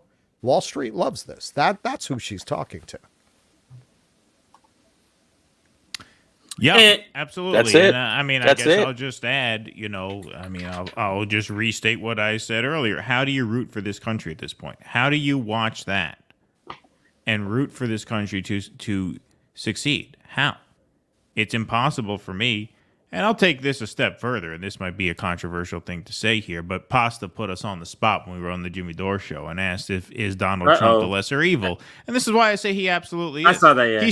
He is still an evil. There's no doubt about it. He is an evil. I'm not saying go out and vote for Donald Trump, but it is true that the people running this government now are psychotic, anti-human, globalist maniacs with no allegiance to the people of this country. If the Treasury Secretary is out there saying, yes, we can afford to finance 2 wars at once, but we cannot provide a public health care option for our own people, that is an out-of-control cabal of sick, psychotic maniacs that run the country. And the MAGA movement, for all of its flaws, and yes, there are many, we do not have to litigate that right now, they represent some sort of counter to that, which is, hey, wait a second, what about us, right? Just on a very base level. Now, we could delve into the policy and say they're wrong on this, wrong on that. Okay, fine. Broadly speaking, thematically speaking, they are the ones asking, hey, what do you mean we can finance 2 wars at once? But the president has not been to East Palestine, Ohio. They're the ones asking that question. The mindless Democrats who are left telling pollsters they're going to vote for Joe Biden, they're not asking that question. And so I don't want to hear it. about Donald Trump. If you, at this point, look what's happening around you, for fuck's sake. If you're still triggered by Donald Trump at this point, you're the dumbest piece of shit in the history of this country. Period. Yes. End of story. I don't want to hear it. I don't want to hear your bullshit anymore. Yes. So I want to dispute something, but I know you don't want to hear it though. No, I don't.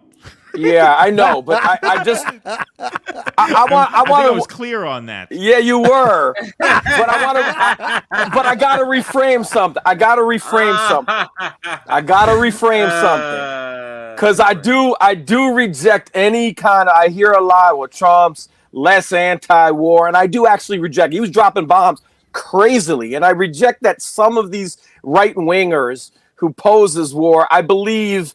In the spirit of Tulsi Gabbard, they just don't want to bomb these people. No, they want to bomb those people. So I can't give anyone extra points. The MAGA movement, the America First movement, for all of the negative implications that come with that, which I would grant you there are many. The America First movement, by definition, is a rejection of what we just saw on CNBC, where the Treasury Secretary is coming telling us, we can finance 2 wars at the fucking same time. Okay.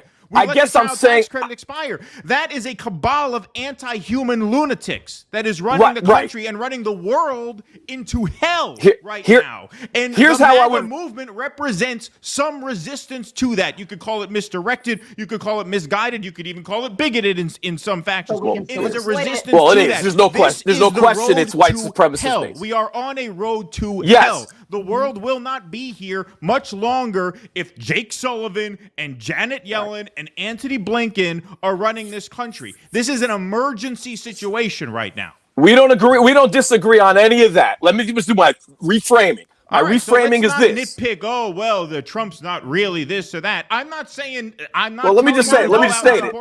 Let me just state it. This what his movement represents is ultimately a far less destructive force than the forces running this country now. Well, let me just state why that is, and it comes from the Glenn Ford more effective evil. I think a better framing, because I do see some people who think that Trump is less anti-war, which I absolutely reject, and with all of his problems with bigotry and all of that, is that the problem with Democrats is that the reason bipartisan fascism is worse than right-wing fascism is that bipartisan fascism doesn't have opposition.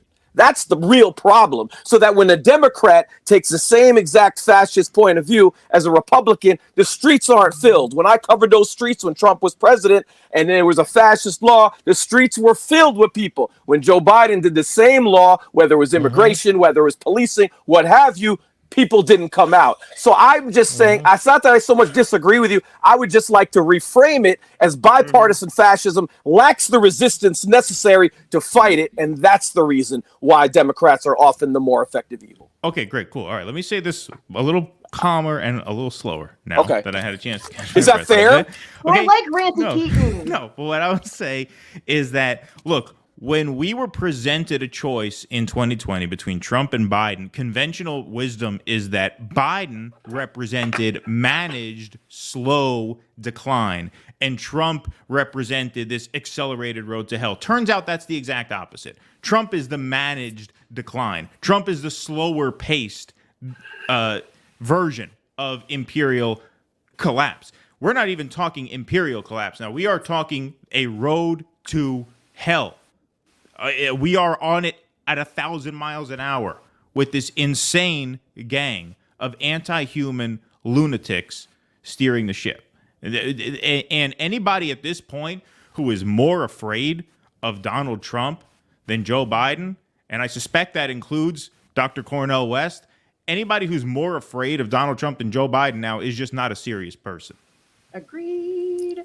Well, we'll pick it up on another. We'll pick it up on another day because I gotta say one thing. CJ, can I just say one thing? I feel resting my case there. Everything they told you Trump was going to do, Biden has done it and worse. Listen. If you want to talk about someone who could destroy Biden, I could spend 60 minutes and go on a filibuster destroying Biden. And on policy, everything you're saying is truth. The one thing that gets omitted, okay, and I've agreed that Democrats are often the most effective evil because they lack a resistance, and I think that's the framing. But there is a rhetorical dimension to Trump that when I go cover Nazi protests, when I cover them, there are MAGA hats. They ain't blue hats. They're MAGA hats. He does have a mobilizing rhetorical effect. And for us to not name that, for us to not call that out as a mobilizer, meaning Trump right now is not president, but he has mobilizing power. He has rhetorical power. If Joe Biden weren't president, he wouldn't have one iota of mobilizing power at all. All he has is governing power. And I think when I go to those Nazis rallies and I see those hats, we have to name what that is and name that kind of thing. And there's a way to name that without saying uplifting Democrats and Biden as these great things when we know they have fascist policies. And I think we can have both those discussions at the same time, and we should. That's all. Fine. I'll name well, it. Chuck, you need to read Politico because there are good Nazis and bad Nazis. Right. I guess you didn't get the memo. Hey, Chuck, how about those Texas Rangers? 2 games to nothing over the Houston Astros on the road. On the road. Listen, we're coming back. The Stros are coming back. The Stros are that hurt. You know, can I tell you? I'm a sports nut, and I've never been less interested in sports in the past couple of weeks, and it hurts me because it's like my only escape from not like just having all this all around me. But you know what? The Astros going to come back. I'm letting you know right now. I mean, I'm a Yankee fan, so the Astros have burned me quite a bit. So I got to say I'm rooting for Texas. Okay, understandable. All right, so I think we're gonna move to the next segment, and it's covering the RFK video, but I'm calling it Kim Iversen versus RFK because it's her particular tweet that we're gonna start with. And I'm so glad to see it. Go ahead. No, go ahead. I'm glad to see Kim off that train because that was.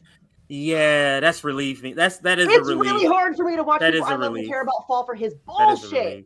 It's a relief. Yeah. It's a relief. So, all right. So let's. I don't know. Didn't he just introduce a policy of HGH for Medicaid and Medicare recipients? Because, you know, I mean, I support that.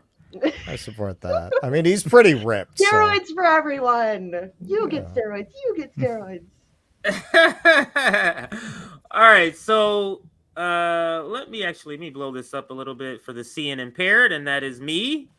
I still got to get some glasses, I guess. All right. So we're calling this segment Kim Iversen calls out super Zionist RFK Jr. I'm gonna start calling him that because he seems to be very over the top. I call him Israel's very best bitch. That's my name. That's a good name too. That's a good name too. Let me read what Kim says here. She says she quotes him basically. That's what Cheryl Hines calls him actually. We need Israel because they're like an aircraft carrier in the Middle East. And China is there, end quote, spoken like a true MIC, military industrial complex shield.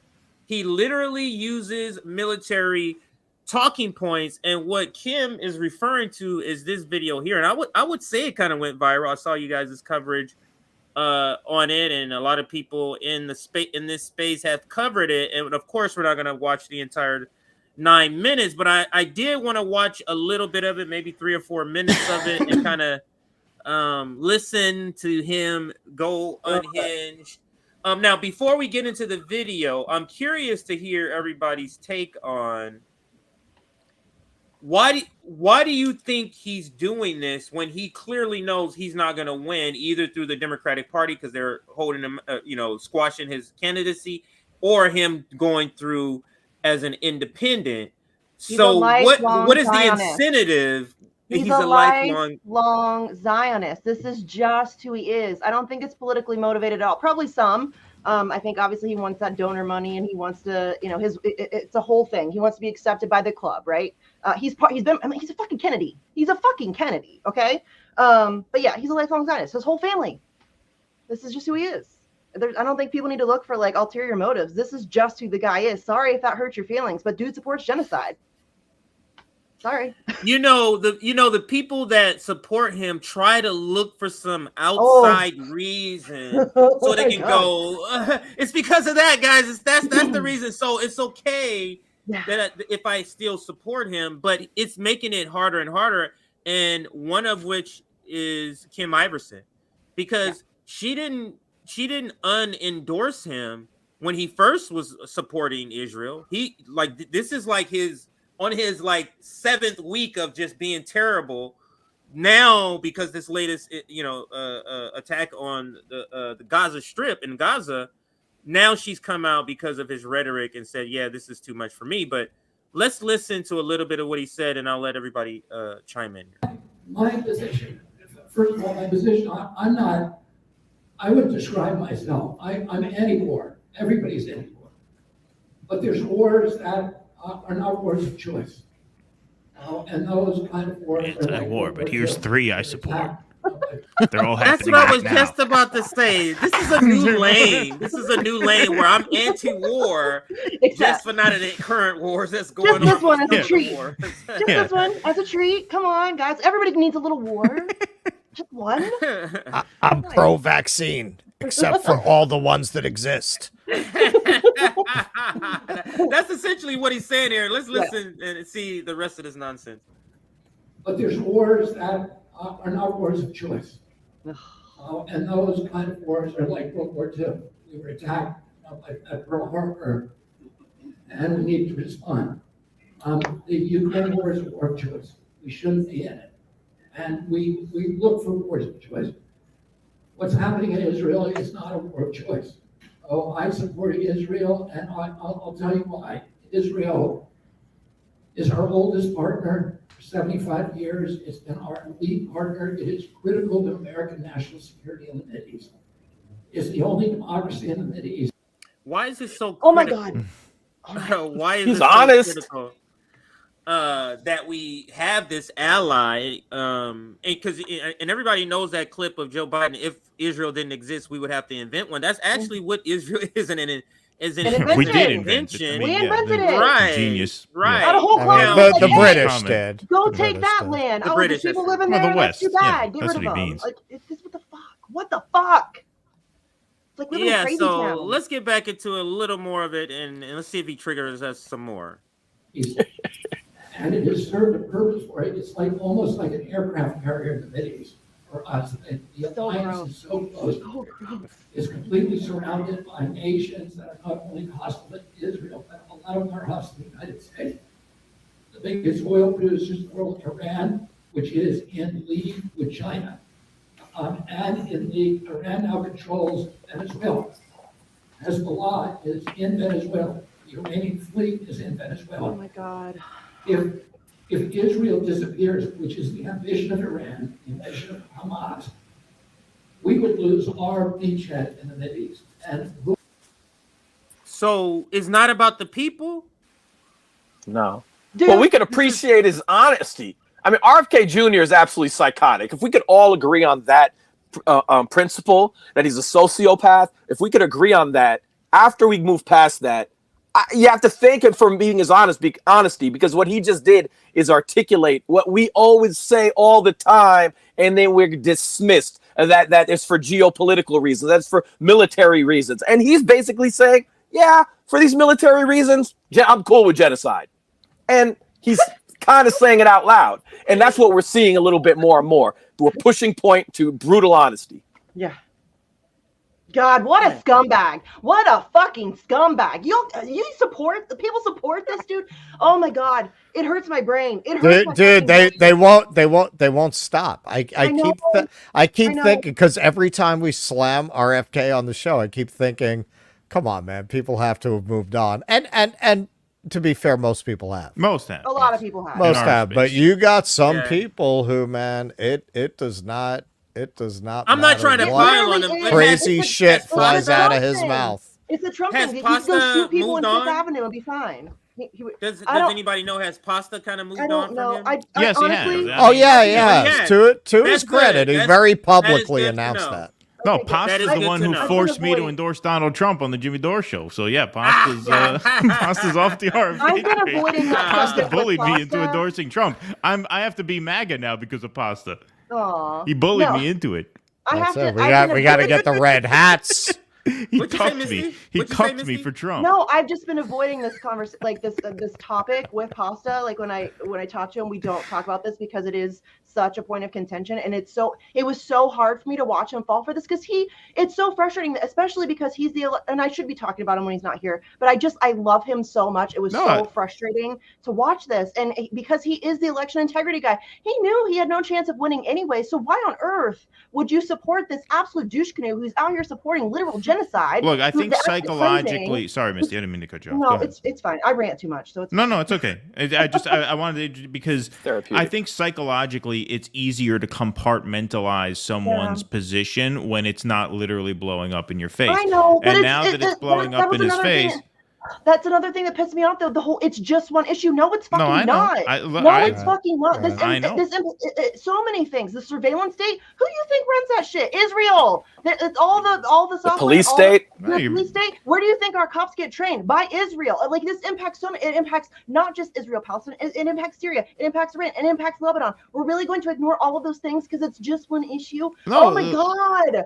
You're 100% right, but I just got to vouch for Pasta in the sense that he told Norm Finkelstein when he interviewed him, he said, when this war broke out and RFK fired off that tweet, the first tweet that we all know that he sent out, Pasta said, I wasn't even interested in watching his speech anymore, the independent launch. So credit to him. I mean, it shouldn't take that long. It shouldn't have taken that long for anybody. The idea that he was so openly and willing to give not just support, unconditional. He said, I will unconditionally support Israel. Unconditional. Are you joking? Unconditional support to an apartheid state that is literally ethnically cleansing Palestinians? Are you fucking serious right now? That wasn't enough for you to walk away? That's what's so mind-blowing to me, that wasn't enough. That's enough. Well, I mean, I haven't hung out with the guy, so I can't say, but my psychological read on him is on RFK, not on Pasta. Oh. I He ain't running for president. Pasta is a classic neurotic narcissist. Pasta is one of the best human beings. Pasta is one of the best human beings on planet Earth, and you cannot convince me otherwise. Fucking borderline personality, Pasta motherfucker. No, he is one of the best people on planet Earth, and despite the difference that we have here, I love him unconditionally. I just want to make that clear. Like unconditional support to Pasta, 100%, 100%. Absolutely. Yes. He came around. He took longer than he should have, but look, sometimes I take longer than I should. Yeah. It happens to everybody. No, it's good. It's good. So let's listen to a little more. Hold on, Russ was stuck. I didn't mean to cut him off. I didn't mean to steamroll. Kennedy, look, his family is, they make the Jacksons look healthy. So, he clearly, has had a very traumatic experience as a young man. His father was assassinated. He was there, I think, at the time. And I think it's just this stew of ego. I think he's also unstable. I think he's literally psychologically unstable. And I think that he just has this notion that he's going to live up to that Kennedy legacy, and his ego is too big to see what a poor vehicle that he is for carrying forward that legacy, which is more complicated than we like to admit in and of itself.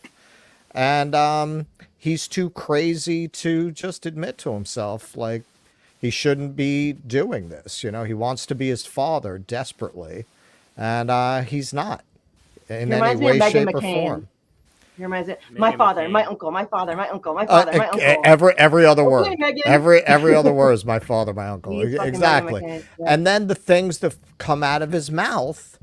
Ugh. Look, I mean, if you were just a shrewd, calculating politician, you just wouldn't say the things that he says, and he's clearly highly intelligent. So the fact that he keeps saying these things on camera in front of people The guy, he's fucked up. He's a little fakakta. He's a little fucked in the head. I co-sign that language. He admits it himself. That would be a real. Has he said that? I mean, he's a former heroin addict, a former sex addict. He drove his wife to suicide by cheating on her dozens of times and keeping a log of it. I'd say that's really unhealthy behavior. Yes. I did not know that. Yes. He had a little book, a little diary where he had. Was that the inspiration for the story of O? What? All right, let's listen a little more right now. Let's listen. The only country in that part of the world that's a democracy is the only country where there's freedom of press, where there's freedom of worship. Oh my God. Palestinians vote in Israel. They hold political office. They serve on the Supreme Court and all the other courts. And that's not true of Jews in the West Bank or Gaza. In fact, or Christians, or in any of the other surrounding nations. It's the only place where there's that kind of freedom. And Israel has unmatched freedom for women. In Saudi Arabia, a woman could go to jail for driving a car. In Israel, there's complete freedom for gays. There's So I guess the exchange is. But let's take what he's saying for face value. Let's say so. All of the things you named, they're supposed to take in exchange for genocide. Like, is that the exchange here? You get to vote, but we're gonna kill you. Yeah, we're gonna bomb your neighborhood. The point that he's making, he's saying Israel deserves to be an occupying force because it gives people gay rights. Like that's the reason why we should allow them to be. That is identity politics as sharply defined as I've ever heard it. Well, weren't we supposed to bring democracy to Iraq? Isn't that always exactly the reasoning? Right. Honestly, watching this video, CJ, I feel like Max Blumenthal on Jimmy Dore. I want to stop him every 5 words because he's lying. It is lie after lie after lie. I seriously, every 5 to 7 words, I'm like liar, and I want to call him out. Like it's really hard for me to not interrupt him every 2.5 seconds. He is lying through his teeth. Everything he is saying here is absolute bullshit. If you actually look into the situation, he is lying. And that is what people keep saying. Well, why do you care? Because you don't care about electoral politics. What do you give a fuck? I give a fuck because he has a massive platform and he's a raging Zionist. That's why I care. That's a good reason to care, I would say. I'll play maybe 60 more seconds and then we'll close for the next segment. We got maybe 2 or 3 segments, then close pretty early. We usually go like 3 hours. We're not going to do that tonight. Not by a long good, because I'm tired. I'm old. Yeah, not by a long shot. Not by a long shot. Let's go. On Pride Day, 150,000 gays in Tel Aviv and again in Jerusalem. At the same time, they were throwing gays off the roofs of buildings in Iran and hanging them from cherry. And if you are a Palestinian and you want to criticize your government, you better be in Israel. Because you do it in Gaza, your throat will get slit. If you do it in the West Bank, you will go to jail and be tortured. It is and Israel, Israel right now, what's happening in Gaza, a lot of people don't understand it. Hamas controls Gaza. Hamas has, this is not the first time rockets have been, since 2008, every year. There's 10,000 rockets that are fired from Gaza by Hamas into Israel to kill civilians. And they're fired. Where do they put the rocket bases? They're in schools, mosques, elementary schools where kids attend. This is literally projection, and we just we just had a segment with Abby Martin when she was on the ground and she did it in her documentary. This is all projection. This is what the occupying force does to Palestinians. What she's saying there, what he's saying there. But any final thoughts? If you want to say anything else here, now is the time on this RFK before we move to the next one. I simply don't want to hear just constant lying. He's doing like what you said he did on Jimmy. It's just like it's almost like you don't even know where to respond. It's so many layers of just untruths that he's telling that you don't know where to go. And that's that's his whole sort of thing. Credit to him, he is good at that. Right, he is very good at that. It's masked as if he's so knowledgeable and he's just talking. Well, he's a lawyer. Yeah. This is what we said about him from day one. He's a lawyer. This is what lawyers do. Yeah. You know, that's what a lawyer gets paid Very to good do. at They selling get an paid to go up there and make a case and sell an argument, whether it's true or not. Yeah, and he's very good at it. To his credit. I mean, and you could pick any single, you could pick one of 10 lies, but this whole Israel is a democracy piece. I mean, I don't even know where you start, but I'll add just yesterday, the Israeli communications minister, it was talking about start having a law that would imprison Israeli citizens for harming national morale, that you might say things and you could go to jail. Now, truth be told, there actually is a progressive wing within Israel who are anti-Zionist, but you never hear from them because they are already repressed. They are already scared for their life. They are already, many are put in jail if you talk to certain people, Israelis. And I don't want to like eliminate that minority that exists in Israel, that they're scared to speak out, and there are going to be repercussions on many levels. And now those repercussions could be legalized. Yeah.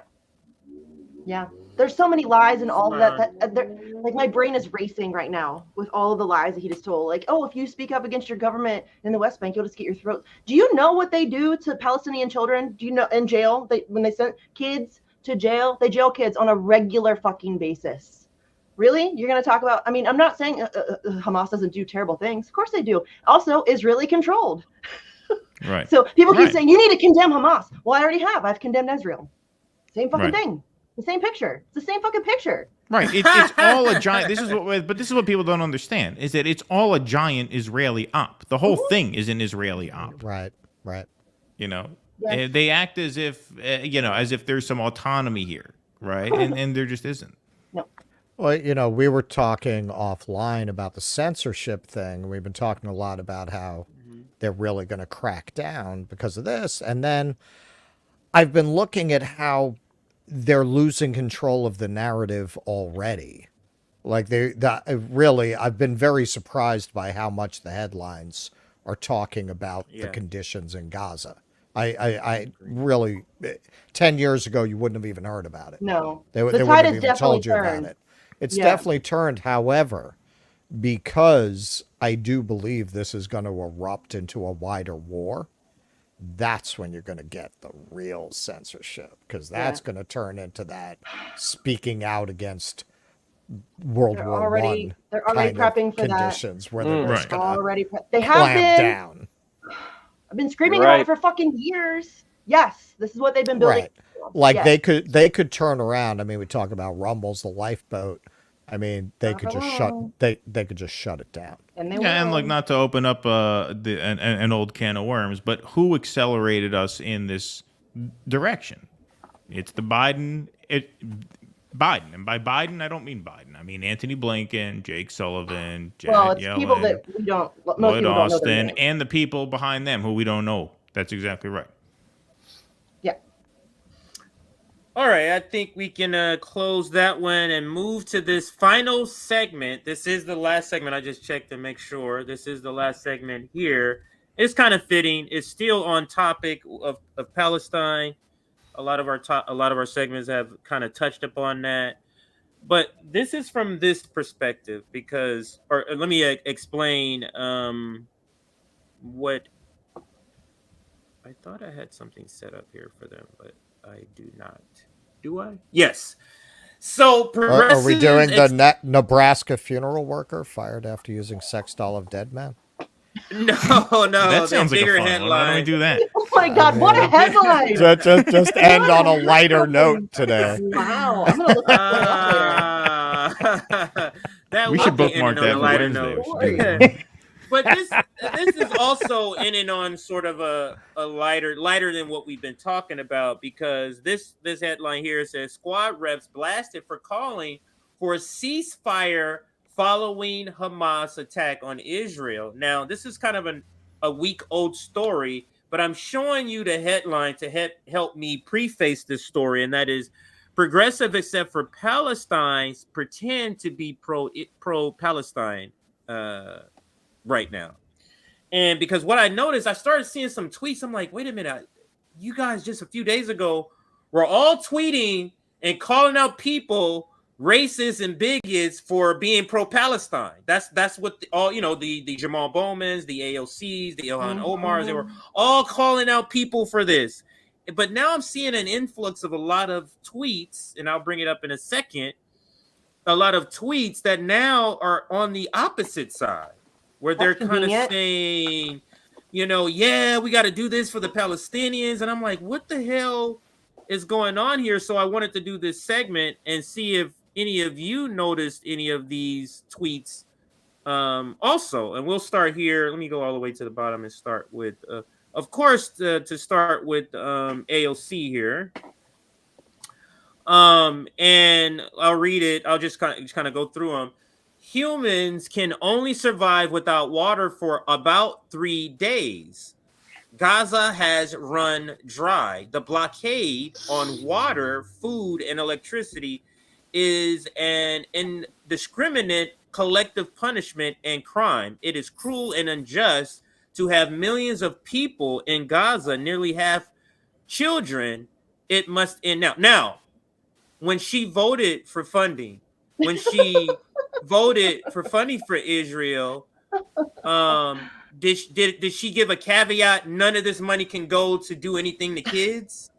No. Did she do that? You get what I'm saying? So let me read a couple more before I go to you guys for a reaction here, just so you can kind of encompass all of your reactions to everybody. Here goes the new golden boy, the newest AOC, Max Frost. And now, if you don't know the story about Max Frost, just briefly, before he was elected, he was on the ground with Palestinian groups, on the ground with them, entrenched in their struggle. And then when he started to see he was going to get elected, he literally dropped them like a hot potato, not returning calls. Nick did a stream or a segment on this. Go check it out. But let me read what he says here. When the ambassador begins to justify the suffering of Palestinians in Gaza by saying that they voted for Hamas, the video shows videos of children walking. There hasn't been an election in Gaza since 2006, and half of Gaza are children who cannot vote, plus weren't alive in 2006. Now, if you didn't know, Maxwell Frost is a staunch supporter of Israel. Of course he has made several comments about it. Now let me go to Jamal Bowman, and then I'll go to your comments. Here goes Jamal Bowman. Now, if you didn't know, Jamal Bowman called out many people when this first kind of dropped. He called out many people for being pro-Palestinian. And now let's read what he says now, though. He says, outside the White House, right now, there are hundreds of young Jews calling for the end of violence on innocent lives in Gaza. There's nothing I could say that captures my respect, admiration, and heartache. Is that right? Heartache for members of this community who have endured unspeakable atrocities and still speak out like this. To me, this shows that a brighter future is in fact possible. So this is a Florida. I'm saying something about Palestinians, but really patting the back of Jews, saying even though you're going through atrocities, you're still out there supporting Palestinians. So first question, I'll give you two questions for everybody. Have you been noticing the shift in tone? And there's more I'm going to show you. Have you been noticing a shift in tone with progressives from the first sort of day to now that, and I think it's a lot of pressure put on by protests. Like they no longer can just pretend like people aren't pro-Palestinian to kind of give sort of lip service to that. But have you noticed it? And what do you think about this? Them playing this two, sort of running in two lanes, the pro-Palestinian lane and the pro-Israel lane. I'll start with Russell, and then we'll go to Chuck. So Russell and Chuck, had you noticed this shift, and what do you think about this shift in the two lanes, speaking out of both sides of their mouth? I'm sorry, you cut out a little bit. What was the question? Oh, my bad. Just like had you noticed a shift in these progressives except for Palestine? Go ahead. Yeah, that actually has been fascinating me. We're gonna do a pretty long segment on that on Wednesday, especially because I'm very plugged in still to like the theater art world. And those people are the biggest shit libs you will ever find, ever. People in that industry. And they're not all lining up behind Israel like that. I'm seeing actors, particularly actors, because they always have to worry about whether they're going to get blacklisted. You know, actors have really no power in the industry over whether they're going to work or not. I've been very surprised to see a fair number of them coming out for Palestine. I saw one who's really like an independent artist who has been posting about how she's joining phone banks. I was thinking about having her on the show, actually. She okay, to give you an idea where she's coming from politically, she organized phone banks for John Ossoff this week. Oh Lord, Jesus! I'm not even fucking kidding. But she's organizing phone banks to Congress in support of Gaza right now. And you know, she posted something about how she lost a lot of the followers. You know, she has like patrons. She lost a lot of patrons because she's been promoting people to phone bank and call Congress on behalf of Gaza. I've never seen the libs that I know have any opinion that you wouldn't get off MSNBC. Not ever. This is the first time. So it's really fascinating to see it. And I think it's a result of, and you could see this in the Harvard story. I think the Harvard story really emblemized this. Okay, our elite classes, in my opinion, for their own reasons, have been promoting the idea of really reckoning with our colonial past, decolonize the curriculum, decolonize the canon, decolonize your mind, right? And now a war broke out between a colonizing power and brown people, and they're very surprised to find some people took it seriously.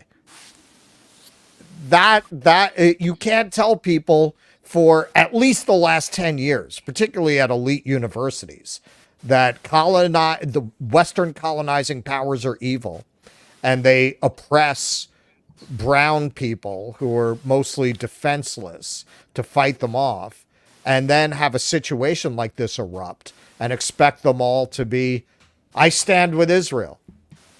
It's really interesting, the contradictions that are arising from this.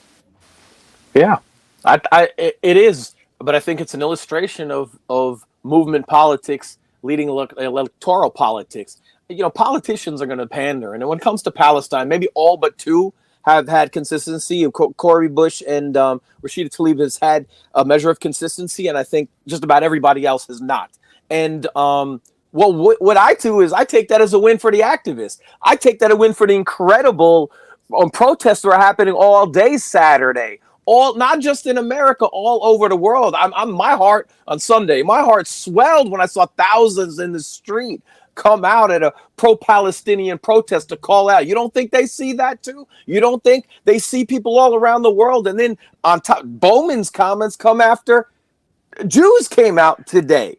Oh, so I look at it. This is, we have the power. We're the ones with the power. We need to get back in the street, not just when there's a Republican president, but when there's a Democratic president, and fight for those same issues. And when we do that, then we could mold electoral opinion. And I think that mobilizing factor, the right wing does that really well. Whether Trump is in office or not, he's mobilizing people in the direction of white supremacy. You see a lot of local politicians sounding exactly like Trump did to get votes. So he doesn't need to be in office. But what we need to do is be in the street like we've been, and then we'll see some of that change. But it starts with us, not waiting for politicians. Well, yeah, look, there's been No, go ahead. Go CJ, ahead. Were you talking? Sorry, you cut out. No, for go a ahead. second. Okay. Yeah, look, I mean, AOC, Jamal Bowman, these people have demonstrated over and over again, they will demonstrate as much courage as they feel they can get away with, right? And only that much, right? And so, you know, AOC condemned the rally that Russell filmed last week in New York City. There was a Free Palestine rally in New York City, and AOC, what was her quote? It's callous and bigoted. Right. And so this is an example of pressure being mounted to the point where the staunchly pro-Israel position is just not tenable. Right. It's just not viable. I mean, I see up on the screen here, President Biden warns Israel not to occupy Gaza. The fact that Biden is talking like that is proof that they're just not going to be able to sell the staunchly pro-Israel position without caveats. Now, that doesn't mean Joe Biden's going to lift a finger to stop them from murdering 1 million people. He's obviously not. He's going to Israel Wednesday. But the fact that they feel a need to broadcast out a certain degree of concern for the people of Gaza and the West Bank shows that public sentiment has turned. Right. And so I think it is, you know, a telling sign in that way, because when this first happened, I just said, well, that's it. I mean, Gaza's no more. They're just going to level it. And that I think smart money is still on that to happen, unfortunately, obviously. But we're seeing a lot more resistance to the narrative than even I thought we would. And, you know, I mean, it doesn't feel right to say that that's a good sign or a silver lining, because ultimately, like I said, I do think this is going to end horribly. But if you want to mark it down that, you know, some people tried their best to fight back and that was reflected in the coverage of the event, I mean, I suppose that's something. And to the extent that it is something, you know, this is why I don't speak for everybody on the panel, but I know for myself, and I think I could speak for Russell as two Jewish guys, this is why we feel a certain responsibility to be as loud on this issue as we have been, because no one is going to push back except for the activists and the independents, right? You know, MSNBC, I don't know if they ended up suspending Ali Velshi because he was on the air yesterday, but they had a meeting and Ali Velshi's producers weren't happy. They said, hey, why isn't there any pro-Palestinian representation at this meeting? And they got a nasty email back from NBC, and then HR had to call a diversity, equity, and inclusion meeting to hash it out, right? The fact that these conversations are happening is reflective of a certain change in public sentiment. And like I said, I don't want to put on any sort of rose-tinted eyeglasses about this, because I don't think it's going to be enough to do what has to be done to save Gaza before the clock runs out. And that's a horrible tragedy. And I think that's a failure of humanity and a failure of the world. But it is what it is for what it's worth. Let me read 3 more tweets and we're going to close out here. I'm going to read one more from each, from Jamal, from AOC, and from Can I Max. just say quickly, who the Yeah, fuck go ahead. cares what Jamal Bowman says about? Dude was asked about Ukraine and had no idea what was going on in Donbass. Had not a clue. He was asked directly and he's like, yeah. And they're like, wait, you don't know, but yet you're voting for funding? And he's like, what? And just ran off into the building. This is why voting doesn't matter. These people, most of the people who are elected into office have no clue what's actually going on. They just do what they're told. And we've seen that time and time again. And these progressives, whatever the fuck that means, they're frauds. They're absolute 100% frauds. And yeah, I mean, as Keaton said, I think, okay, cool. I think it's great that the message has shifted and that more people are waking up to the bullshit. I think that's fantastic, but it is too little too late. And these politicians, it is when it's politically advantageous for them to do this kind of stuff. For example, AOC ran on Free Palestine, right? In 2017, 2018, she ran on. The second she got elected, like within 3 days, it was off her website. These people are political pawns to them. Palestinians are political pawns to these people. They're disgusting human beings. It's no different than her going to the border and crying at the fence, like, oh, these poor kids under Trump. Biden gets elected. All of a sudden, she's fucking dead silent on that shit. Has she been to the border under Biden? No, I don't think so. She's a fucking fraud. They all are. And so I don't give a shit what they say, but I do think it is important that we are seeing the tide turning in terms of the narrative, that more people are waking up to the bullshit. I do think it's too little too late. And I think it is unfortunately going to end very badly. And that crushes me on levels I can't even really comprehend. But I mean, it is, I think, significant. And I deal with the same shit with the Assange stuff. Like, the tide is turning. He's probably going to die.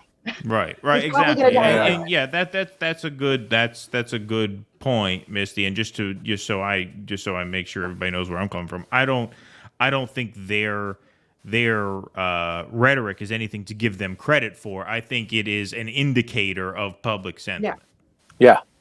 Yes, that's a great point. Let me read. This is Jamal Bowman breaking.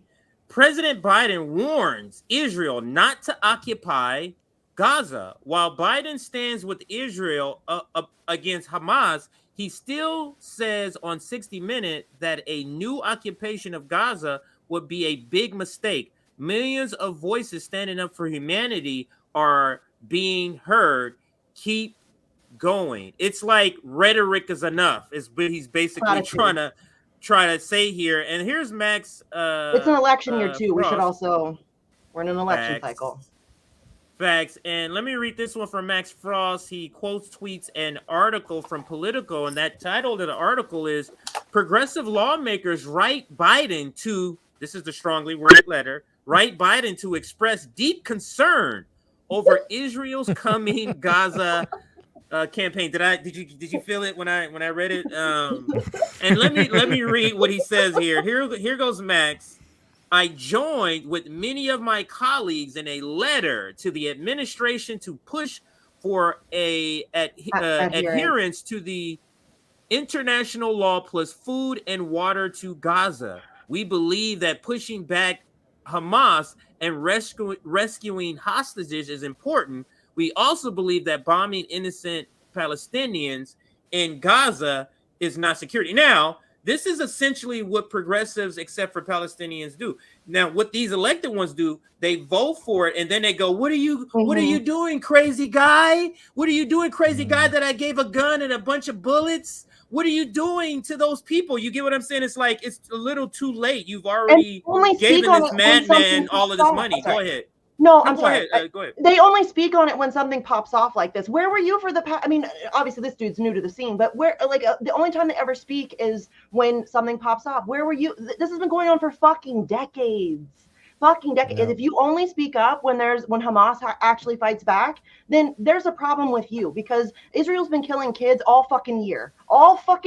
That's been taking place. And he's been in office all year, right? Has he mentioned a word of it all fucking year? No. Suddenly now he cares. And I don't take you seriously at all. It's obvious that this is being used for political points, and that's fucking gross.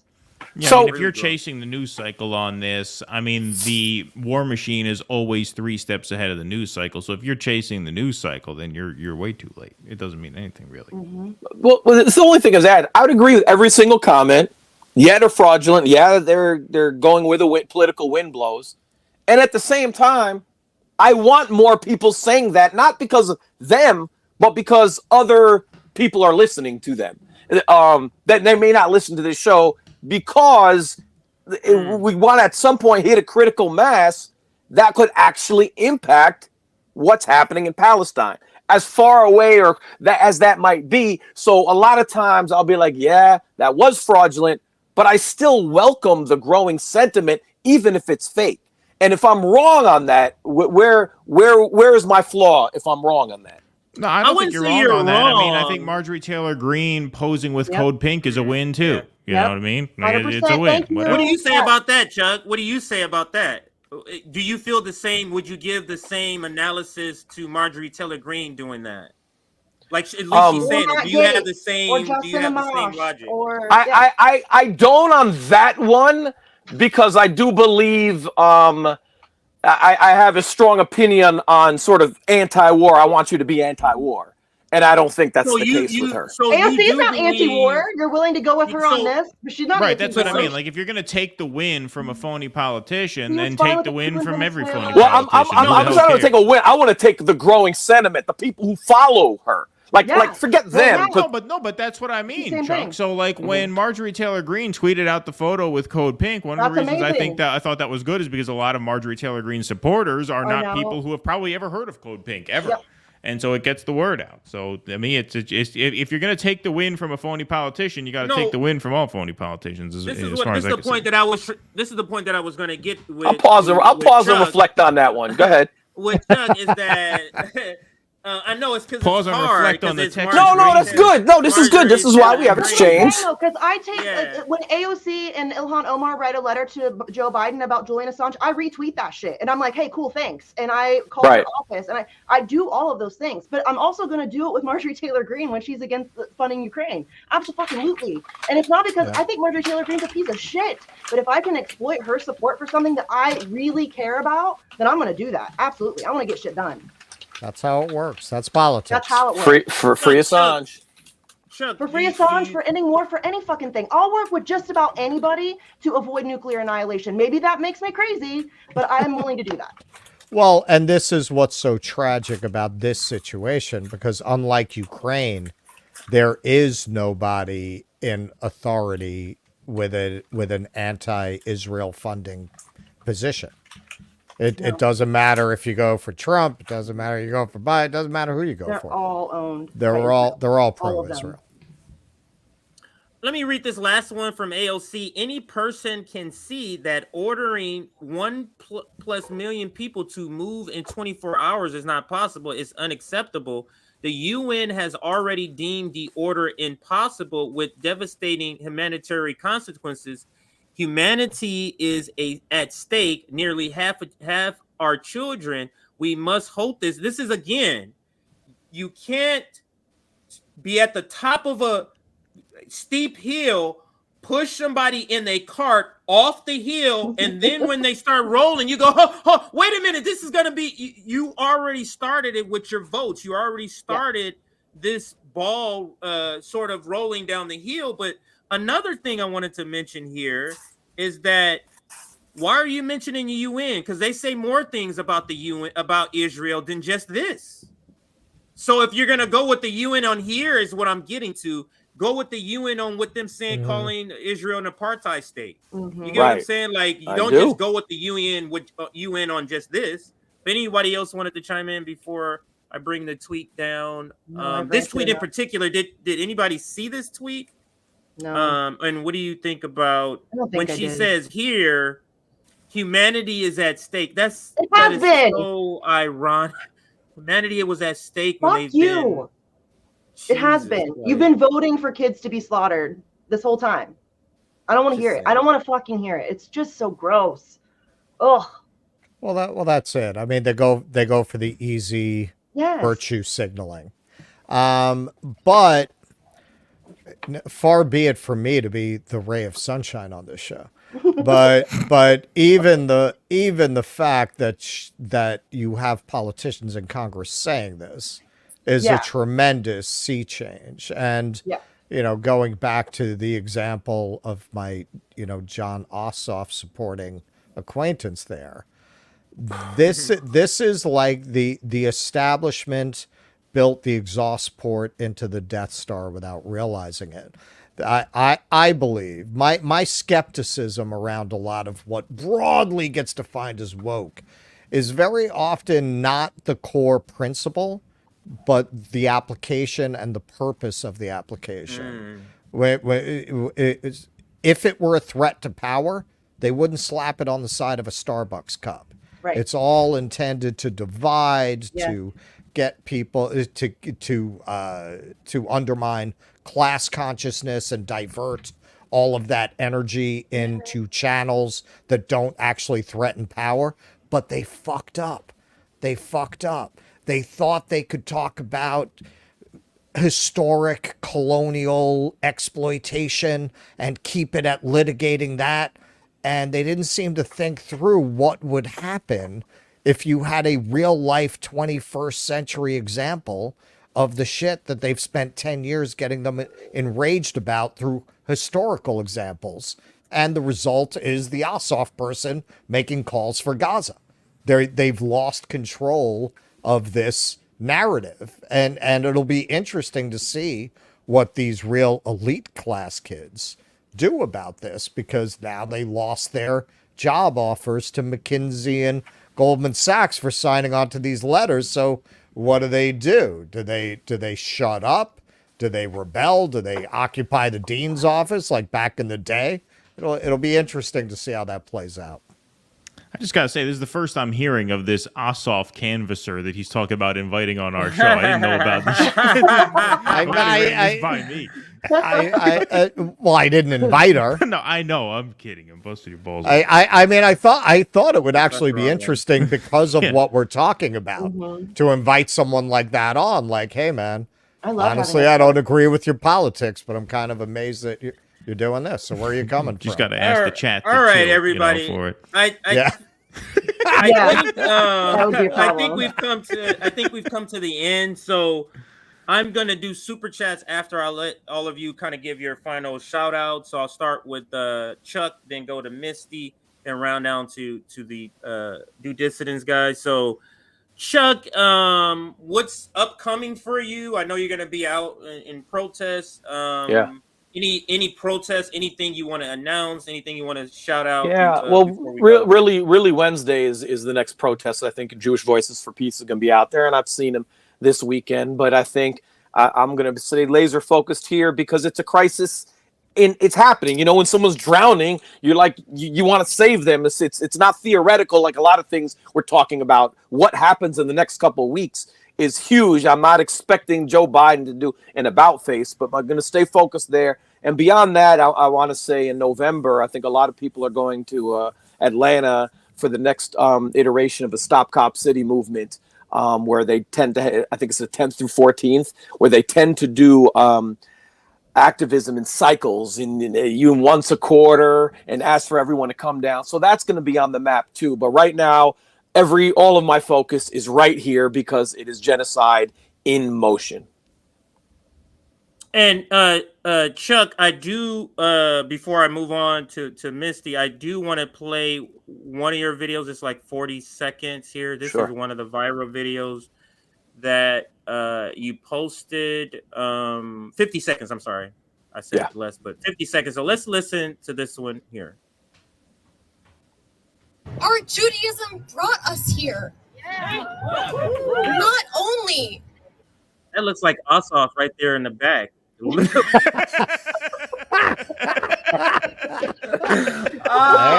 really thought that was maybe that's why she's phone banking. Yeah, right. Exactly. Let's listen. Our core Jewish values, our core teachings of B'Tselem Elohim, that every single human being is made in the image of God. Not only that, also our history, the rhetoric that we see coming from the Israeli government right now is genocidal. Make no mistake, as Jews, we recognize it. And as Jews, we know that means that through our grief, we have to speak up. We have to speak up because we know we're saying things like human animals. As you talk about bombing an entire people, we know where that leads. Our Judaism. She was amazing. This video alone, this is one of your more it's 12,000. It's hitting at 12,000 likes. 700,000, over 700,000 views right now. So, and this is just a lot of reporting that good work that you get on the ground there, Chuck. Just want to say We all appreciated, I would say the 12,000 people that you're about to hit with that like button and the 700,000 appreciated. So thank you, Chuck. Thanks for the work you do, sir. Appreciate it. Let's go to Misty, and then we'll go to Due Dissidence, and then I'll put you guys in the back here. All right. Well, first, thanks for having me. This was fun. Sorry for ranting. It's what I do. Yeah. We have to get you and Kit on one of these. That'll be fun. When I have Kit on my show, it's hard.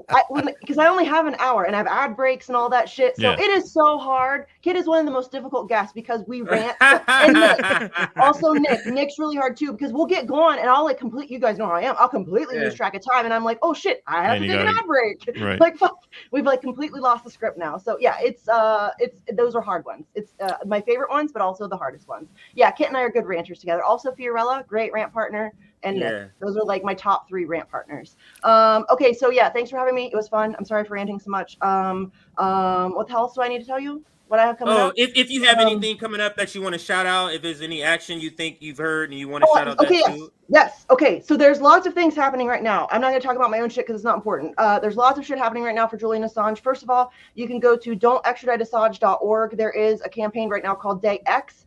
And basically all that is because the Julian Assange, we never have like an end date. There's never like a deadline. We're currently waiting for a decision from the High Court on whether or not he's going to, the appeal is going to be heard. So that could go one of 2 ways. If it's accepted, it will be heard in front of a panel of 2 new judges, not the douche canoe that just rejected the one. It'll be 2 new judges. Supposed to be a public hearing. We'll see if they actually stick to that. And then if it's denied, obviously he could be on a plane and extradited to the United States within hours. So essentially what Day X is just like a phone tree. Like, hey, shit just popped off. We need to go. So it's like a mobilization tool. You can sign up for text messages and or emails. They're not going to spam you. They're not going to ask for money. It's just basically this is go time, right? So if you would like to be on that, please go sign up. We need all the people. We need all the fucking people. Also, Anthony Albanese is going to be in the United States on, I think it's October 23rd. Oh, I'm so bad at dates. I think 23rd and 24th. Maybe it might even be 3 days. I'm not sure. I'm so bad at dates. But he's coming. He's having meetings with Joe Biden. Supposedly he's going to broach the subject. I think he's full of fucking shit. The Assange family seems to be putting a lot of hope into this visit. I don't want to like bring them down. I have very little faith in Anthony Albanese. He is totally fine being America's bitch. So I don't put a lot of stock in his efforts. But what can make a difference is public pressure. I've said that this whole time. It's not going to be through any politician or court. It's going to be mass public pressure, as we're seeing for Palestine. We're seeing that momentum shift. We're also seeing that for Assange. It's not happening fast enough. Dude is going to die. I don't mean to be an alarmist, but he is not in good health. So we need to make as much noise as possible in the lead up to that visit. So make phone calls, send emails, tweets, share stuff, whatever you can do. If you want to go hang flyers in your neighborhood, go hang flyers in your neighborhood. If you want to hold a protest, I'll help you. Hit me up on Twitter if you need help getting set up or if you need help finding people. I know a lot of people don't like going out by themselves. I have like a little matchmaking thread. So I can, if you're like, hey, I'm from Cleveland, I'll tweet it out. I don't have a huge following, but I have a following. And so I can use that to try to get people together so that you can organize together. So we just need as much noise as humanly possible. He really could be extradited any minute, and that would be opening that opens up some shit, y'all. That is essentially the United States getting global jurisdiction over information and journalism, and that's terrifying. So yeah, I think that's it. Obviously you can follow me on Twitter at Sarcasm Stardust. I tweet about this shit all the time. Also, obviously follow Stella Assange, Gabriel Shipton, Caitlin Johnstone, John Pilger, Craig Murray, Chris Hedges, although he doesn't tweet much. There's plenty of people that you can follow to find information and get active on it. And we just need as much help as humanly possible. Please and thank you. Okay, I'm done. So I'll put you two in the back. Thank I'll you just for peace coming. out. I'm old. I'm going to bed. I love you guys. Thanks for having Chuck, me. before you leave, it was great to meet you. I know we went back and forth a little bit, but that's what we're supposed to do. It was great to meet you. Yeah. And I just genuinely want to Likewise. say thank you for the work that you do. Genuinely, I am a huge fan of journalists, on the ground journalists. Thank you for what you do. It is so important. Okay. And listen, I appreciate you putting these Assange rallies together. Next one in DC, let me know. I'm always down there to interview people and hear what people have to say. I think it's making movement, but like you said, we're up against the clock. Yeah. Okay. But I appreciate being on here with everyone and a good exchange of ideas. Yeah. Thanks for coming on, man. Chuck and Misty, I'll put you in the back. I'll do dissonance. I'll give you guys final word here. Well, I just want to read this. We're on Wednesday at 8. We're on Wednesday nights, Friday mornings, and Sunday nights. So Wednesday at 8 is our next show.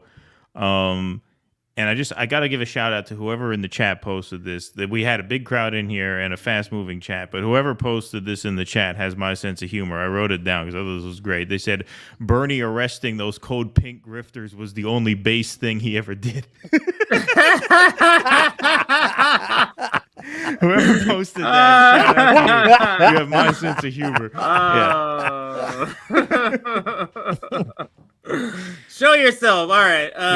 Anything else you wanted to shout out before I put you guys in the back and I'm gonna get out of here? Thank you for the warm welcome back to my very own shithole country. Right. Oh, nice to be back in the shit with you all. Yeah. Welcome back. We're festering here. All right. All right, guys. All right, till the next time, which is 2 weeks from now. We've already mapped it out. So 2 weeks from now, 2 Mondays from now, we're trying to keep it on Monday. And the reason because my other daughter now has volleyball on one night and the other has now gymnastics. That's the reason why Tuesday I can't do it.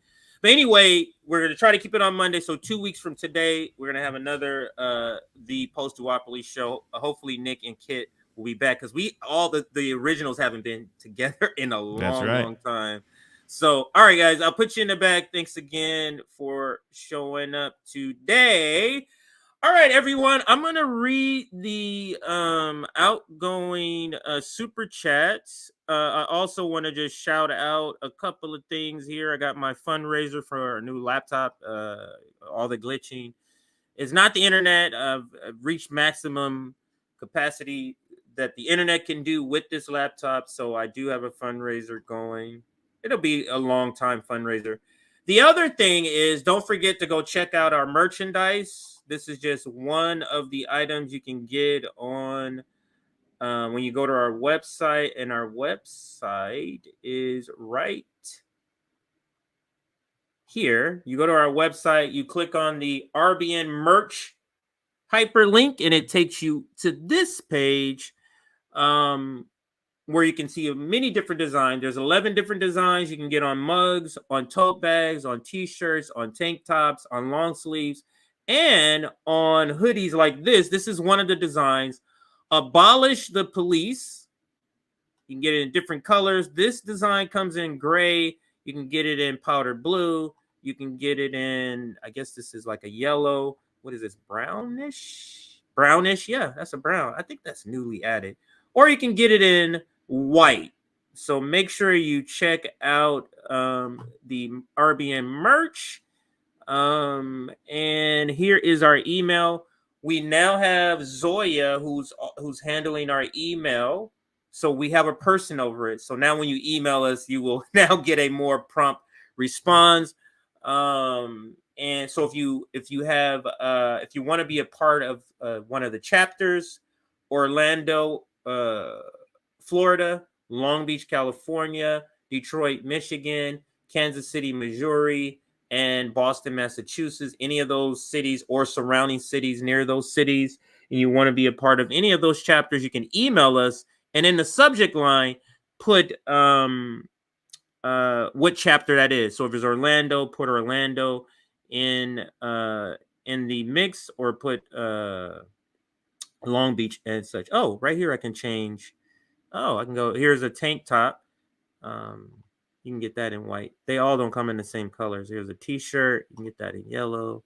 You can get that in, that's like an army or a dry kind of green. So lots of different choices to pick from here on our website. And I think now I'm going to finish off with super chats. There's, the last time I checked, I had 6, so still have 6. All right, let's end with super chats here. Let me put the website. Scrolling again at the bottom. And we'll just start from top to bottom. So I know when we do that, it might be a subject that we haven't talked about in a long time. So let's put this up here. And it says, certain people that got onto the campaign from Our Revolution, friends of Nina maybe, were the ones that convinced Cornell to leave the Green Party. Total sabotage from Democratic Party insiders. And I absolutely agree. Thank you, Justin B, a regular here on RBN. Brand new member to our YouTube community, and that is Bennett Weiss. Welcome, brand new member Bennett. Abiding 71 showing us love as always.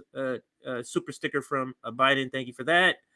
Then we have Roger Meadows. What's up, sir? Haven't seen you in a long time in the chat. New York Governor Holcomb, I think that's how you say it, even though it's spelled with a J there, announced she's going to Israel tomorrow. Wow. So she's also going. Thank you for that, Roger. And this one here, Charles Garcia. Thank you for this. Keaton nailed it. Many Trump voters saw the light after initially believing in WMDs in Iraq. While they aren't anti-war, they are very conservative about engaging in foreign military interventions, which I'm all for. So I sort of, I believe it's sort of the same way that Keaton, when that debate between Keaton and Chuck. But it looks like we may have convinced Chuck, because he said, I'm gonna have to put that in the fridge. I'm gonna have to think about that. So we may have brought Chuck on to our side, because what that is, how we see that is that that's the seeds to a sprouting anti-war activist. It has to start somewhere, and maybe that is the starting point. Is the point. Here is the last super chat I'll read, and then we'll get out of here. Look into the USS Liberty incident from 1967. Israel tried to sink a U.S. Navy ship on purpose, killing about 30 U.S. sailors, and LBJ look the other way. I wonder, like we look the other way from the Saudis after 9/11, right? All right, I think that's going to do it for me. Make sure you check out our our store, merch store. I'm going to go back to Twitter just to scroll through my feed and make sure I didn't miss any breaking stories while I was here. There's more from Abby there. There's more from Chuck, more videos. We covered that. So far, it doesn't look like I have anything. There goes Sabby showing some more protest videos. She had the Boston event today. Boston Palestinian event. There goes Indie News Network. Shout out to them. That's Nico House with his latest video. This one is about MSNBC suspending people. Let's watch his video. Actually, I'll use it as an outro video. So this will be our outro video. Let's do that. So we've read all the super chats. I want to thank all of you for being here. This was actually a great episode. We had some great people fill in. Chuck, Modi, and Comrade Misty filling in. Hopefully Kit and Nick will be back in 2 weeks. Nick has Wyatt Reed on Wednesday. Don't know what's going to happen tomorrow yet. Not sure if I'm going to go live. My daughter has a minimum day, like her normal minimum day. This is a minimum day of that. So it's an earlier time even from that. So, but I'm going to put myself in the back, and I'm going to play this video. This is the outro video to the stream. I want to thank everybody that watched and here. Oops, wrong tab. Here you go. So MSNBC has allegedly suspended 3 Muslim news anchors since the conflict between Hamas and Israel began to escalate after the attacks on the rave. Ali Velshi, Ayman Muhyiddin, and Mehdi Hassan.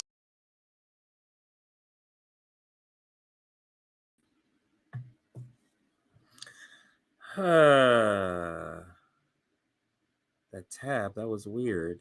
Like I said, I need to get a new computer. That tab just closed without warning. Good thing I didn't just leave. I was still in the background. But let's go back to that video. Hopefully it's still close by and not too far away here. Come on. Let's just go to Nico's page here. Real Nico. Pop up. It does not. I just have to put Nico.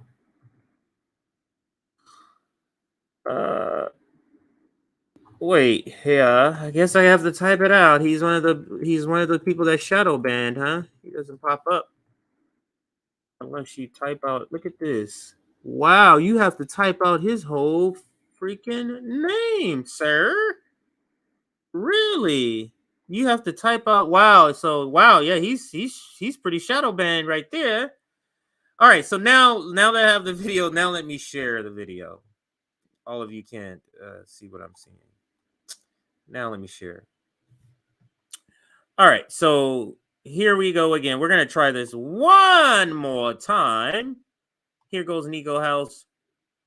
So MSNBC has allegedly suspended 3 Muslim news anchors since the conflict between Hamas and Israel began to escalate after the attacks on the rave. Ali Velshi, Ayman Muhyiddin, and Mehdi Hassan are the 3 that have allegedly been removed from anchor seats without really a reason as to why they were removed at such a convenient or inconvenient time in international politics and relations between Israel and Palestine. Now, it's important to note that MSNBC has vehemently and categorically denied these claims, offering reasons as to why these men have not been in the anchor seat. They said Ali was traveling back from Israel where he was reporting, which is technically true. They said that Ayman hosted a show, which is also technically true, but there's some buts there.